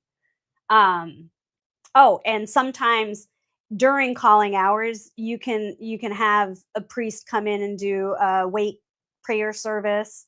You can have, people come up and have us set up the microphone if you want people to be able to share things. But usually calling hours and wakes, it's we're charging it by how you're renting and having the business, the facility to yourself for that time. Funeral ceremony is the next charge. We always put like the two most common at the top. And when we talk about like traditional funeral in our area right now, it's having a wake the night before, and then the next morning coming back to the funeral home and having a short period in the funeral home, like another kind of visitation. And that affords time for not only the family to kind of like get their bearings again in the morning, but it gives another short visitation for people that maybe couldn't come to the wake the night before and want time to like see the body and also give their respects to the family, and be able to talk to people before we go to the church or have the service start in the funeral home. So, funeral ceremony is the charge that encompasses the facilities and staff for the day of the funeral.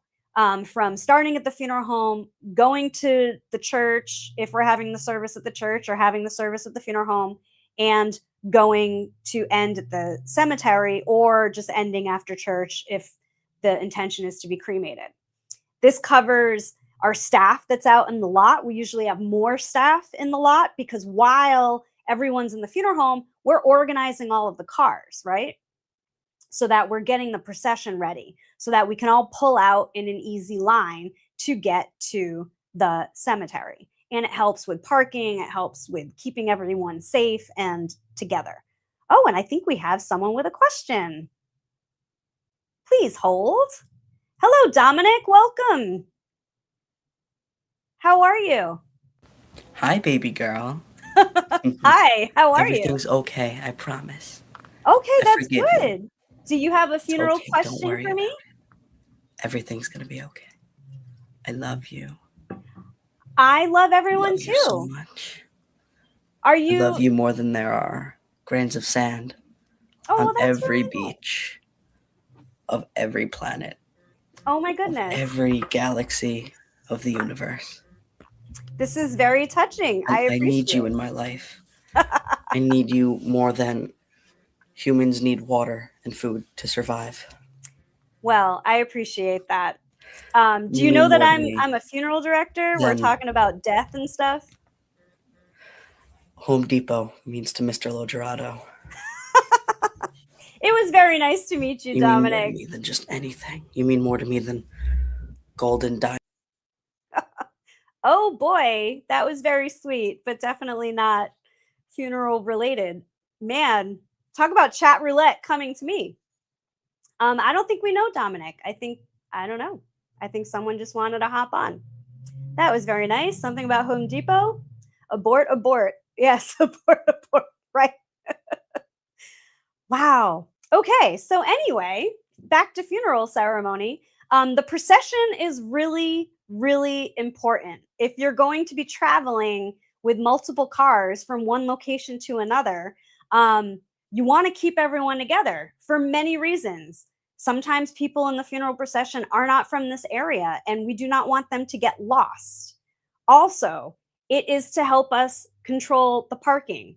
At the church, it helps when we pull up together and our staff also gets there ahead of us so that we can make sure that we're parking in a good way so that everyone can get into church in a timely manner and also get back out to their cars and not be blocking anyone in. We also It's even more important when we go to cemeteries that we have all the cars in a line. This is because cemeteries handle multiple funerals every day. And you can't really control where these funerals are. Like where the person's grave is, that's where the funeral's got to be. So you got to kind of concisely get all the cars as packed in as you can, as close to the grave as possible, not only so you're not having people walk from too far, but you don't want to infringe upon where other funerals are going to need to be held sometimes around a similar time. So you really need staff from the funeral home to be able to control the coordination of all the cars and the parking. And especially in areas like Fall River and Taunton, where I've been a funeral director most, there's a lot of cutting off and long processions and just some. It's usually people that just aren't paying attention and don't notice that it's a funeral. But cutting off a funeral is really detrimental because then now we're losing half of the funeral. We're getting the cemetery in different chunks. It's messing up how we are able to organize and control the parking. So processions are so very important. I might do like a whole separate show just about that. Hi, Moons. Moons over my hammy, over her hammy. Moons is awesome. She is starting her own live soon with Oceans, and I'm very excited. It's what, Ocean Moons Live. Very cool. If everyone wants to subscribe. I know a lot of my spirits here and friends of mine like myself also follow the Jess Machado show and her whole community of bunnies. This show that Moons and Ocean are going to be doing is like a support show, like kind of talking about things that have been talked about on Jess's show over these past months and all the inside jokes and everything like that. So it should be a lot of fun. And I've gotten to know Moons over the past couple of months. And my goodness, she's a treasure and a gem. And I'm so excited for her and Ocean and to see Ocean's face. Like I never knew who Ocean's was. So she's beautiful. Yay. Ocean Moons Live. That is the name of the channel. So yes, please check it out. Yay, Moons. Good to see you. So yeah, so processions are really important. So the funeral ceremony charge encompasses all of that, the facilities and staff for that day. And a new trend that has become very popular in the past couple of years, ever since COVID, is doing all the funeral services all in one day instead of also having a wake the night before, where we try to have the funeral service or the like in the funeral home or in the church be as late as possible. So we're having like somewhat of a more substantial visitation time and then service and then cemetery or ending and crematory. So a lot of people are doing everything all in one day. This also caters to people that need everything to be in one day because of traveling and logistics and not being able to get more time off of work, not expecting a real ton of people to come, and it's just easier for kind of everyone to do everything in one day. It's also very popular in the winter when the majority of people they're expecting to come are elderly and don't like to drive at night, so they appreciate having everything being done, during the day. So yeah, all in one day has been good, and that's where we just charge for that funeral ceremony and no calling hours at all. Um, and then um, we have graveside service, church service, and memorial service. These three charges confuse a lot of people, like when they are just given our GPL, our general price list, and they're not like asking questions. Because what those charges are somewhat all included in the funeral ceremony. The reason we have those all broken out and itemized is sometimes families choose to only do one of those three things. Okay, so I'll explain that. Sometimes instead of having a funeral ceremony where they want to start at the funeral home, have a procession to go to the church and then go to the cemetery, or just go to the cemetery, a graveside service means no procession and nothing at the funeral home. We are all just meeting at the cemetery. Usually, the funeral director will park at the front entrance so that people can kind of line up there and then drive down to the cemetery. It all depends on the cemetery itself and how it's set up. Or if it's a smaller cemetery, the funeral director will be parked at the grave so that people can find the funeral director and just go right to the grave, and they will assist with the parking once people pull up.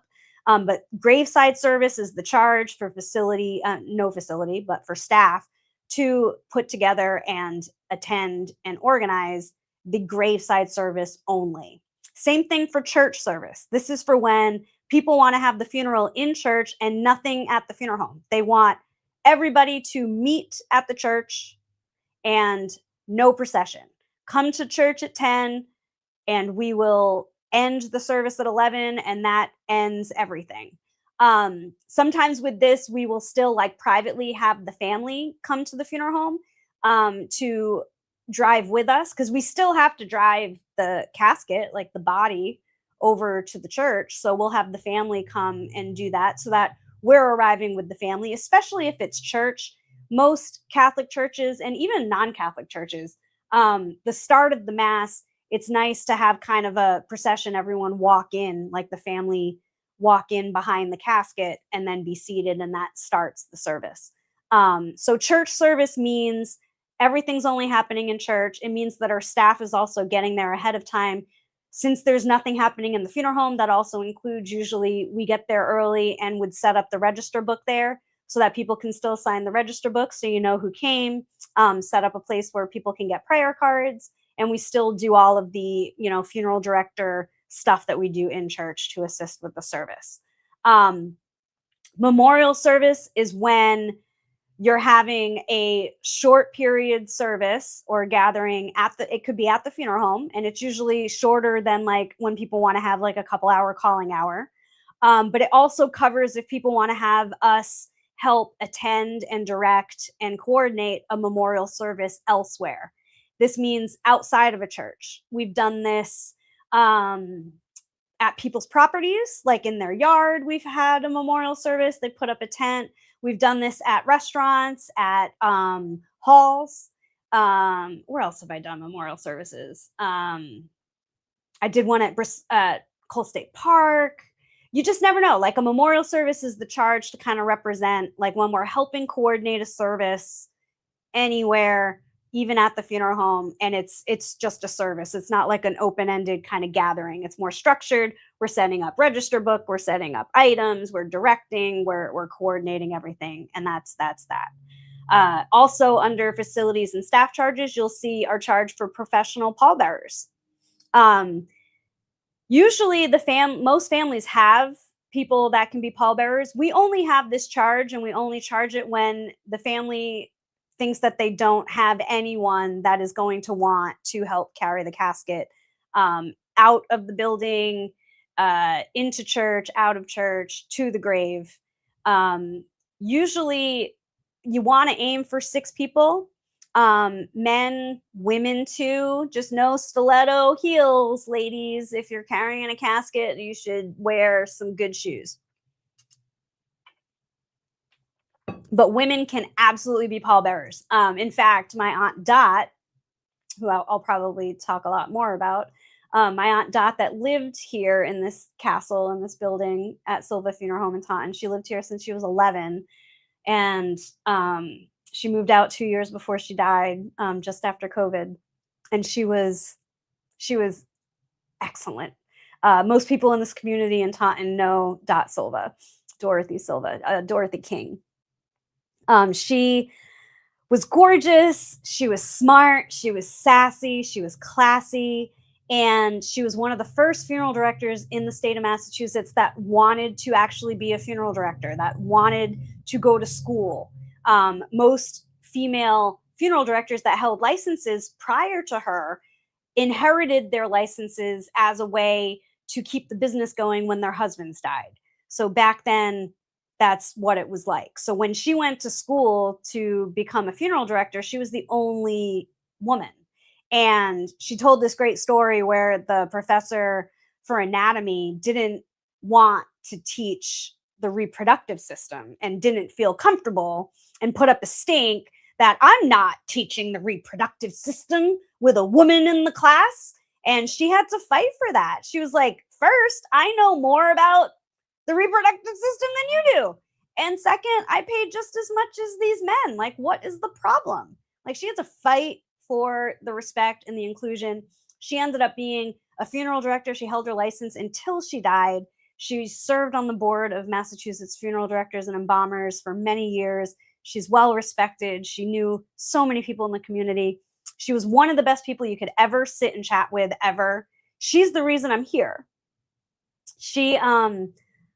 I used to love visiting her, and when I got licensed, we spent a lot of time chatting, and I came and spent the day in Taunton, I think a year or two after I got licensed, because I just wanted to see a different way of doing things. And I got to spend most of the day with my Uncle Bill, her brother, who is wonderful too. We're going to talk a lot about Bill as well. And the rest of the day I spent with chatting with Aunt Dot upstairs. And every time I came here, we always had to visit Aunt Dot upstairs. My kids called her the queen in the castle. They loved visiting her too.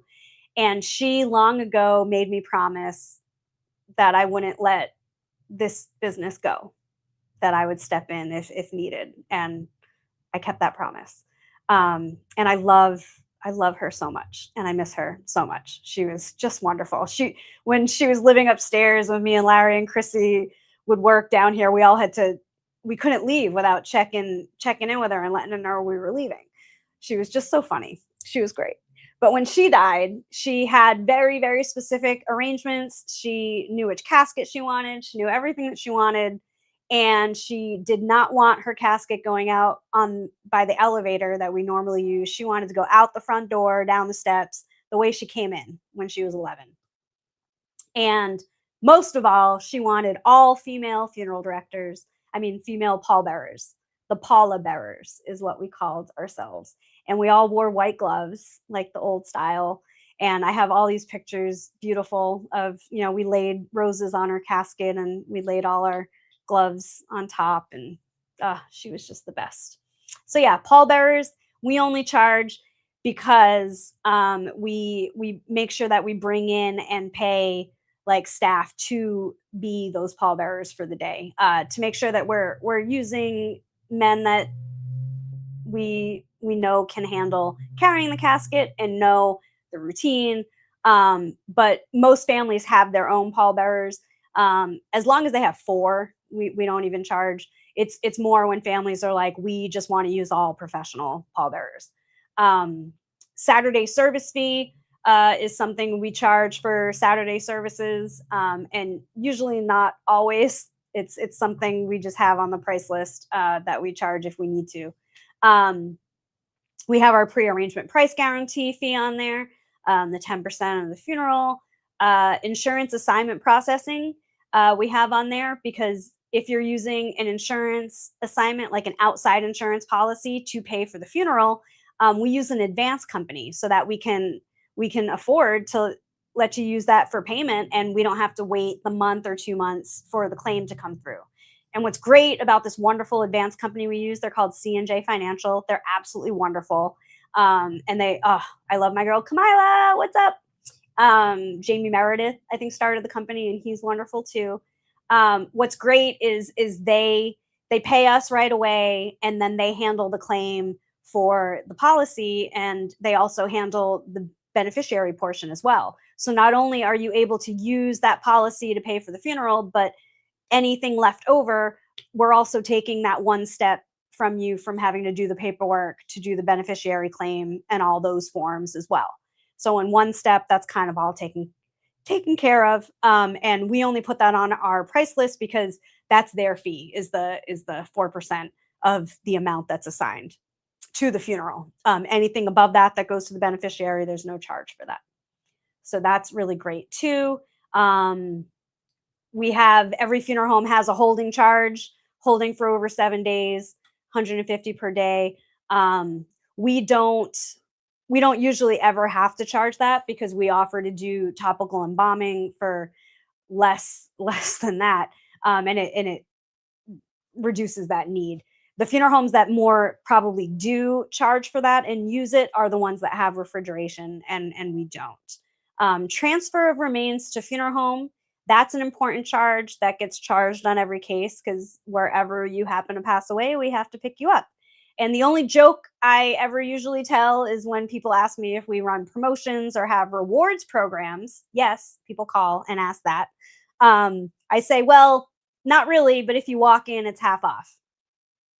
Like, save us from having to pick you up. So I have one friend that I made when I was hanging out with a friend in New York, and this guy's from China, and he's like, I am determined to be the person that will get this promotion. So he's like, I'm going to tell my family to bring me to your porch. So we'll see if that happens. So this comes to like the transportation part of the general price list. The hearse charge is for the service. That's for the day of the funeral. The casket needs to be in the hearse to get to the church, the cemetery. We also use the hearse if the family chooses.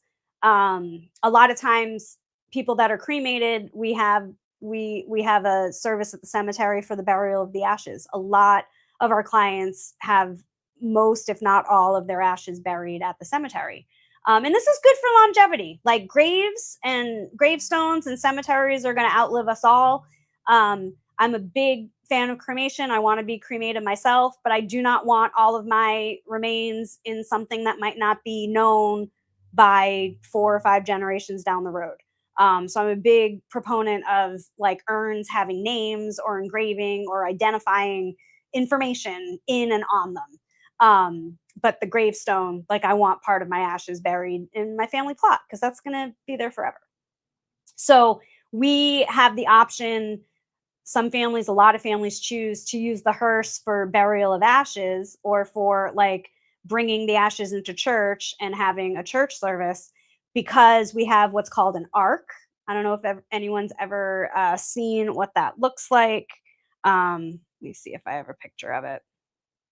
It reminds me of like a Cinderella box. Like, it's a wooden box, a large wooden box with like glass sides, so only like wood on the edges, and it's on a platform with handles. So 2 or 4 people can walk with this. So you can still have that honorary, pallbearer or more, I don't know, more formal procession than a funeral director walking down the aisle, like holding, or a family member holding an urn in their hands.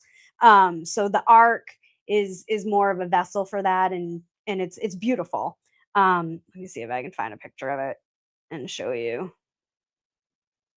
Mm, mm, mm, mm. See, I should have thought and prepared that. I know we have it on our website somewhere. Darn. But yeah, but that's pretty much what it looks like. I know a lot of our military services with ashes. I know the military appreciates when we use that as well. Um, it's nice because we can put like the folded flag on top as well. Yeah, so if we're using the ark and the family wants to use the ark, then we have to use the hearse for that to get to the cemetery or the church. And then there's a limousine charge. That's an optional thing that some families use and some families don't. It's not as consistently used, definitely, as it used to be. Like when I was a kid, it seemed like there were limos on everything. Um, Now it depends, I think, on certain factors like convenience. Is it going to be convenient to have the limo? Are limos fit 7 adults comfortably? Sometimes it's convenient, like say there's like an aunt that, isn't in a wheelchair, or maybe she is, maybe she has a walker, or just could benefit from the assistance of being in a car, like with some assistance, like an easier car to get in and out of. Sometimes the limo helps if you want everyone to be like picked up somewhere and dropped off somewhere. um, Sometimes limos don't make sense too. Like if the family is very, very large and it's going to be more of a problem figuring out who goes in the limo and who doesn't, it's maybe not worth it to have the limo. You know what I mean? So every case is different. Some families choose to use the limo and some don't. Some like the pallbearers to be in the limo. So that option's there if families want it. Um, and then the last transportation charge is service vehicle, which is the lead car. And honestly, the most important car, because a procession needs to be led by a funeral director. And it's usually very smart to not have the hearse be the first lead car, because the lead car kind of puts themselves out there and guides the whole procession. The rule of thumb with processions to be safe in the area is if we get to a light and it's green, we can legally continue through it with the entire procession. Okay. But that means as the lead car comes through the procession, especially when I'm driving lead, I like to go very, very slow through processions. We have like extra flags and signs and things on the lead car, and usually the hearse is behind us. And I make sure I stop and like make eye contact with every other driver, put my hands out. It's kind of a power trip, to be quite honest. It's really fun leading processions, especially when you have police escorts or motorcycle escorts. Wonderful experience. But I always like to make sure every driver sees like we are a funeral, so that they just don't come flying through. Even worse is when I'm coming to a busy intersection and we have the right of way, but nobody has stopped yet on the stop sign. I want to make sure I go slow enough until I get someone to stop, because that leads to a dangerous situation, because someone's going to come and think like, oh, look at these jerks going through the intersection, I'm going to hit them because I know I'm right. You don't want that, and there's a lot of that mindset around here. So we want to be as safe as possible. Processions drive very slow because we want to be seen, we want to stay together, we want to keep everyone together, and we want people to notice that we're a funeral and not cut us off and break it up, because they will stop at a red light and then there's half the procession gone. um, Funny story about a procession. My dad told me one of the first funeral processions he led in the 70s when he took over in what, 72. He was given the directions, go this way down Columbia Street, take a right. And he didn't take the direction to stay slow. He was going kind of fast. So there was quite a decent gap between all the cars. And he drove by another funeral home. And this funeral home had like a U-shaped parking like around the building. So the lead car was on one side, and some of the family was on the other side. And that family was just told, or this family was just told, when you see the hearse come by, just pull in behind. So they saw, I guess. My dad come by and the hearse come by with a huge gap behind them, and they pulled into my dad's funeral. And my dad ended up taking a whole other funeral home's funeral with him and his funeral to the cemetery he was going to, which was not the cemetery that the other funeral was supposed to go to. And as he was getting there, he like looked in the rear view and was like, "Wow, we got a lot more cars than I thought." And yeah, confusion ensued. Yeah, so things can go quite wrong on processions.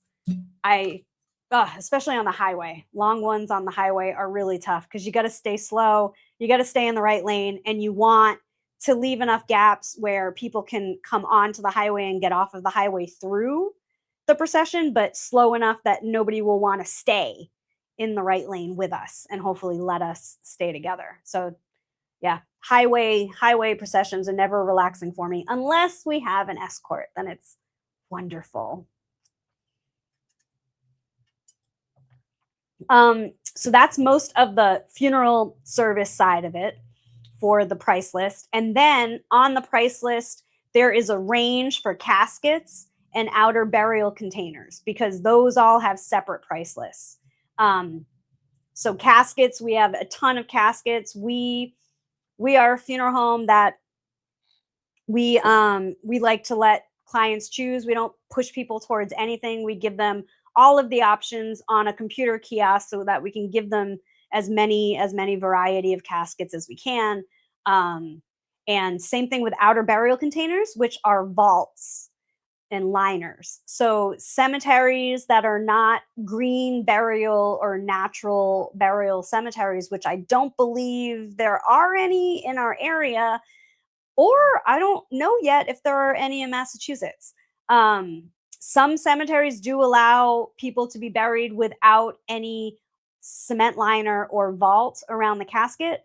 For instance, Jewish cemeteries, that's part of their tradition. So historically, Jewish cemeteries do not use liners because their caskets are intended, they have to be wood with absolutely no metal in the casket at all.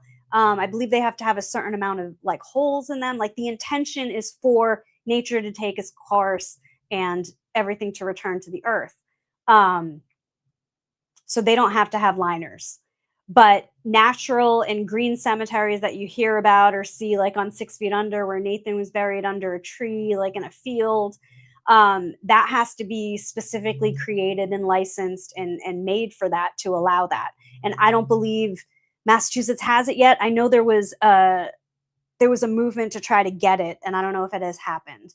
Maybe in Western Mass or something. But some states do have a lot of natural and green burial sites where you can be buried without sometimes even being in a casket. You can be in a burial shroud or a wicker casket. My goodness, everyone likes to call me when I'm live. So yeah, so outer burial containers mean that most cemeteries require something to be around the casket to provide foundation to the grave. Cemeteries, especially old ones and even new ones, like they map out exactly the right amount of space for each lot. Some graves are situated side by side, all at the same level. Some are tandem or bunk bed, informally, that we call them, where the first burial is extra deep, lower, and the second burial goes on top. So every cemetery is different, and you have to abide by whatever their regulations are. So the minimum requirement is a cement sectional liner, which does not provide a seal. It just provides that weight and foundation to the grave itself. The upgrade from that is a burial vault. And burial vaults provide both that weight and foundation. They're usually made out of much better material than poured cement, and they have various types of linings and a tongue and groove seal with epoxy. So they seal around the casket. Sometimes they have like very fancy materials and colors and nameplates. So there's lots of different levels of vaults above that, depending on what the family likes and wants. So that's that on caskets and outer burial containers. We have the same range for cremation urns, air tray, which is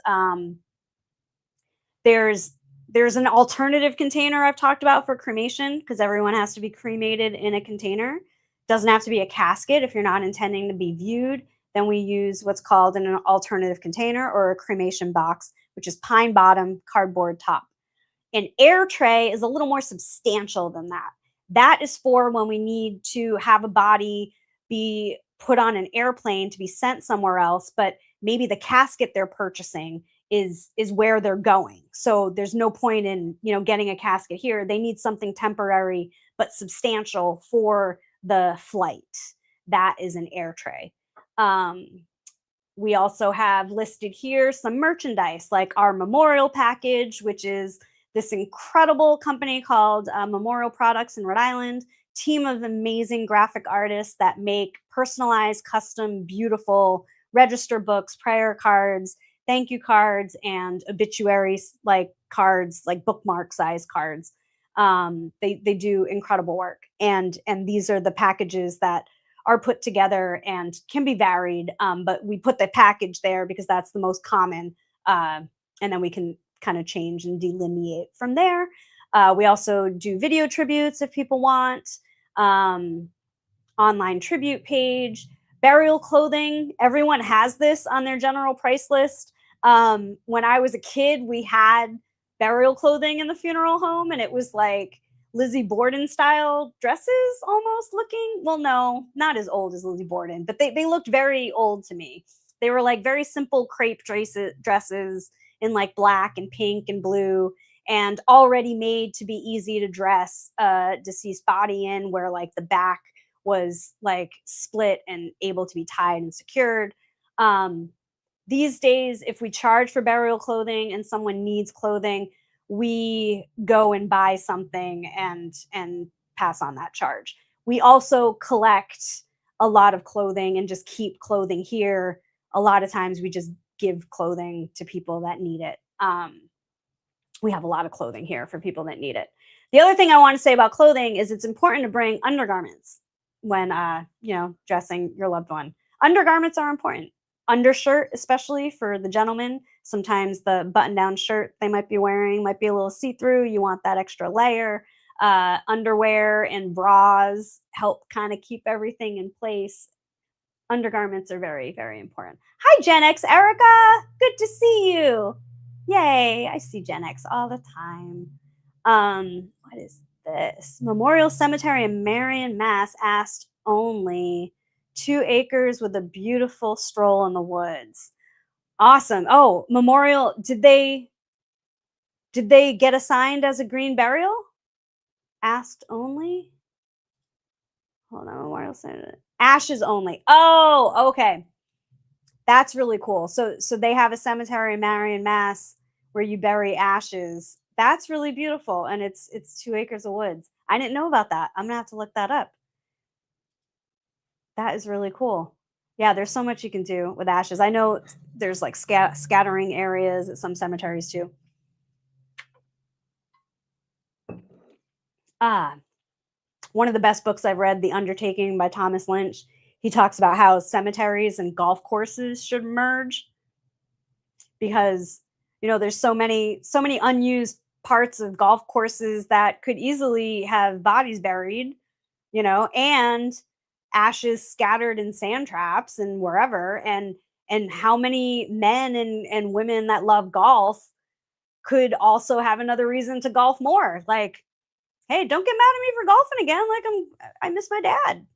It was kind of a beautiful way. He thought of it as a beautiful way to negate the fact that people are saying we're running out of area for cemeteries. Like, no, we're not, because golf courses keep popping up. So maybe we should like merge the use of land, and kind of a cool idea. But yeah, I'm definitely going to check it out. That is really cool, C Star. Thank you. So these next ones are the ones that were mentioned at the beginning. These are packages that every funeral home has.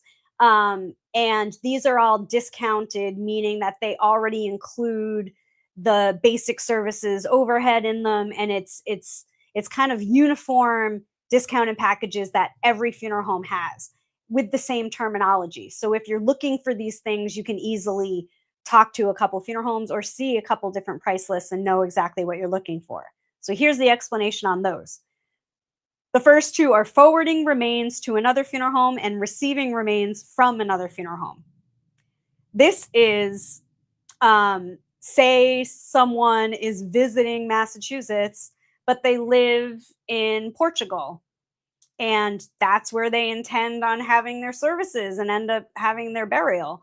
The family wants us to send them there. Our charge for forwarding their loved one, not having any services here, just doing all of the necessary things to get them where they're going, is that forwarding remains charge. This charge includes removal from where they passed away, necessary services of staff, embalming, air tray, necessary authorizations, and transportation to airport. International forwarding will incur an additional charge of $500. That is because of usually extra paperwork, translation charges. There's other things that come into play when things are international. You have to work with the local embassy for that country and figure out what American documents need to be like officially translated into the language of the country that you're going to. There's all this other extra stuff that might come into play. Receiving remains from another funeral home is the same thing in reverse. This charge includes transportation from the airport, temporary shelter of remains, transportation to cemetery or crematory, necessary services of staff, and authorizations. This doesn't mean service. So this is like, Florida is a good instance. Like, they died in Florida. They lived down there for 30 years before they died. Their entire community and all the important people in their life were there. So by all means, they had all of their services there. But they wanted to be brought to Massachusetts because that's where their ancestors are buried and there's spots in that plot for them. So there's nobody up here to attend a service, no need to pay for services. So that would be a perfect situation for receiving remains from another funeral home and bringing them to the cemetery they're intended to be buried at. Direct burial. This is a burial with no services, no embalming, no services, no rites. This is a direct burial. We had never done more direct burials in our lives than we did during COVID. So many direct burials where, especially when heartbreakingly the person died of COVID and the family was also sick and couldn't even come. You know what I mean? So there couldn't be any services, not even with the restrictions. So direct burial means a burial with no services. It does not include, this charge is like our work minus the casket and the cemetery charges and cash advances. So our charge for a direct burial without any attendant rite or ceremonies includes removal and shelter of remains, transportation to cemetery, necessary services of staff, and authorizations. Embalming is not included and usually not needed. Direct cremation is the same, but cremation. This means there are no wishes to have services. They just want us to coordinate everything necessary to pick the person up, get everything together, and bring them to the crematory and bring their ashes to their family. Our charge for direct cremation without any attendant rites or ceremonies includes removal of remains, alternative container is included, transportation to crematory, necessary services of staff, authorizations and retrieving or shipping of ashes, embalming, disposition permits, state cremation permits, and crematory charges are not included in that. This is like our work to get that done. And that is our general price list. So now you guys know our itemized prices. And the reason I think that the FTC regulated and had us all do uniform general price lists is because historically funeral homes packaged everything and weren't really able to provide to the consumer the itemization of that. So regardless of what they wanted or didn't want, they ended up paying for things they didn't always necessarily need or want. So there was a need for things to be itemized. So some funeral homes, every funeral home has to have this price list with everything itemized. And then once they have that, they can also still offer packages. We at Silva Funeral Home, we are just straightforward. We're like, here's what we offer, straightforward. We're not gonna do any gimmicks, push anything extra. No, packages where you feel like you have to do this or have to do that. It's what you want, you pay for. What you don't want, you don't pay for, and that's that. But some funeral homes package things to kind of make it easier to kind of put things together, sometimes offer a discount. There's all different ways, but nothing can be done without also having this itemization that I just read to you. Yeah, so that is what I plan to say about services today. Thank you for coming to my TED Talk. Does anyone have any questions before I head out? I can't believe it's already 6:16. This is crazy. I'll put up my link one more time and we'll see. That was interesting. Dominic will be remembered. I bless and release you. But yeah, if anyone has any questions or wants to pop on and say hi and chat, I'm happy to chat with anyone at any time, especially if you actually want to talk about anything death, grief, funeral related in any capacity at all. I'm here. So yeah, so that's what I wanted to say about services and options. And there's lots of different combinations of that. When people book calling hours and gatherings, you can depict whether you want these things to be private or public. That's always up to the family. And what makes services private or public is really only what you choose to put out or not put out publicly in an obituary. So when we meet with families that want private services, we usually tell them the best way to do this is not even put out an obituary until after, or put wording in the obituary that private arrangements were privately held, or arrangements were privately held, so that you're not putting things out there and making people think that something's going to be happening and letting people assume that they're included in whatever may or may not be private. um, when things are not publicly publicized, that does mean if the family wants it to be private, it's on the family to invite who they want to come. I think I've said before on other shows, my family tends to do a private wake and a public wake so that we can have one that's invite only, that's more informal, where we try not to do so much of a like receiving line, more of a laid back uh, feeling where we can all just kind of be there together, see the person without that expectation of the public and who knows coming in. And then we have the separate public wake. You can mix things up. Like we have a lot of people that will do something maybe before the cremation and something after the cremation, or vice versa, or none at all.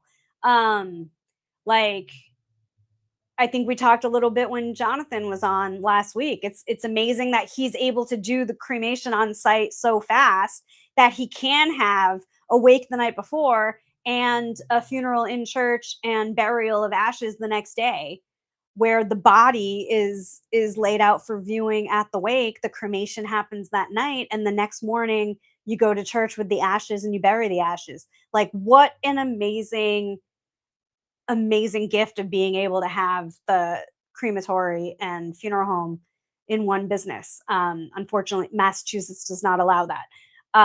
Rhode Island does. So there are some funeral homes in Rhode Island. Some that I know of are my wonderful friends at Duffy, JJ Duffy in Cumberland. They have a crematory on site, and they are phenomenal people and excellent, excellent funeral directors. So yeah, check them out if you're in Rhode Island. Else was I going to share? I think that's all the major stuff I wanted to talk about today. So if nobody has any other questions, I'm gonna head out and get some food. Yeah, see, isn't that fast, C Star? Like it is a cool idea. You can do everything so quick, you know? Um, what our families do is, if since we can't be that quick, they'll have like the public gathering and wake with the body before the cremation, and then when they bury the ashes, they'll just have that be family and private. So there's all different kinds of things. I i personally, I like private at the cemetery. I appreciated, especially when my grandfather died, that it was just family at the grave. um it just, I don't know, it felt like we could feel it more. I don't know.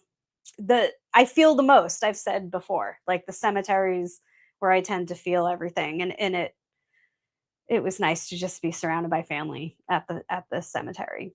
So yeah, the point is the family's in charge, and the funeral industry will always adapt to whatever people ask for, want, need, and end up trending, you know? So we follow your lead, and never hesitate to ask, even if it's something you think can't be done.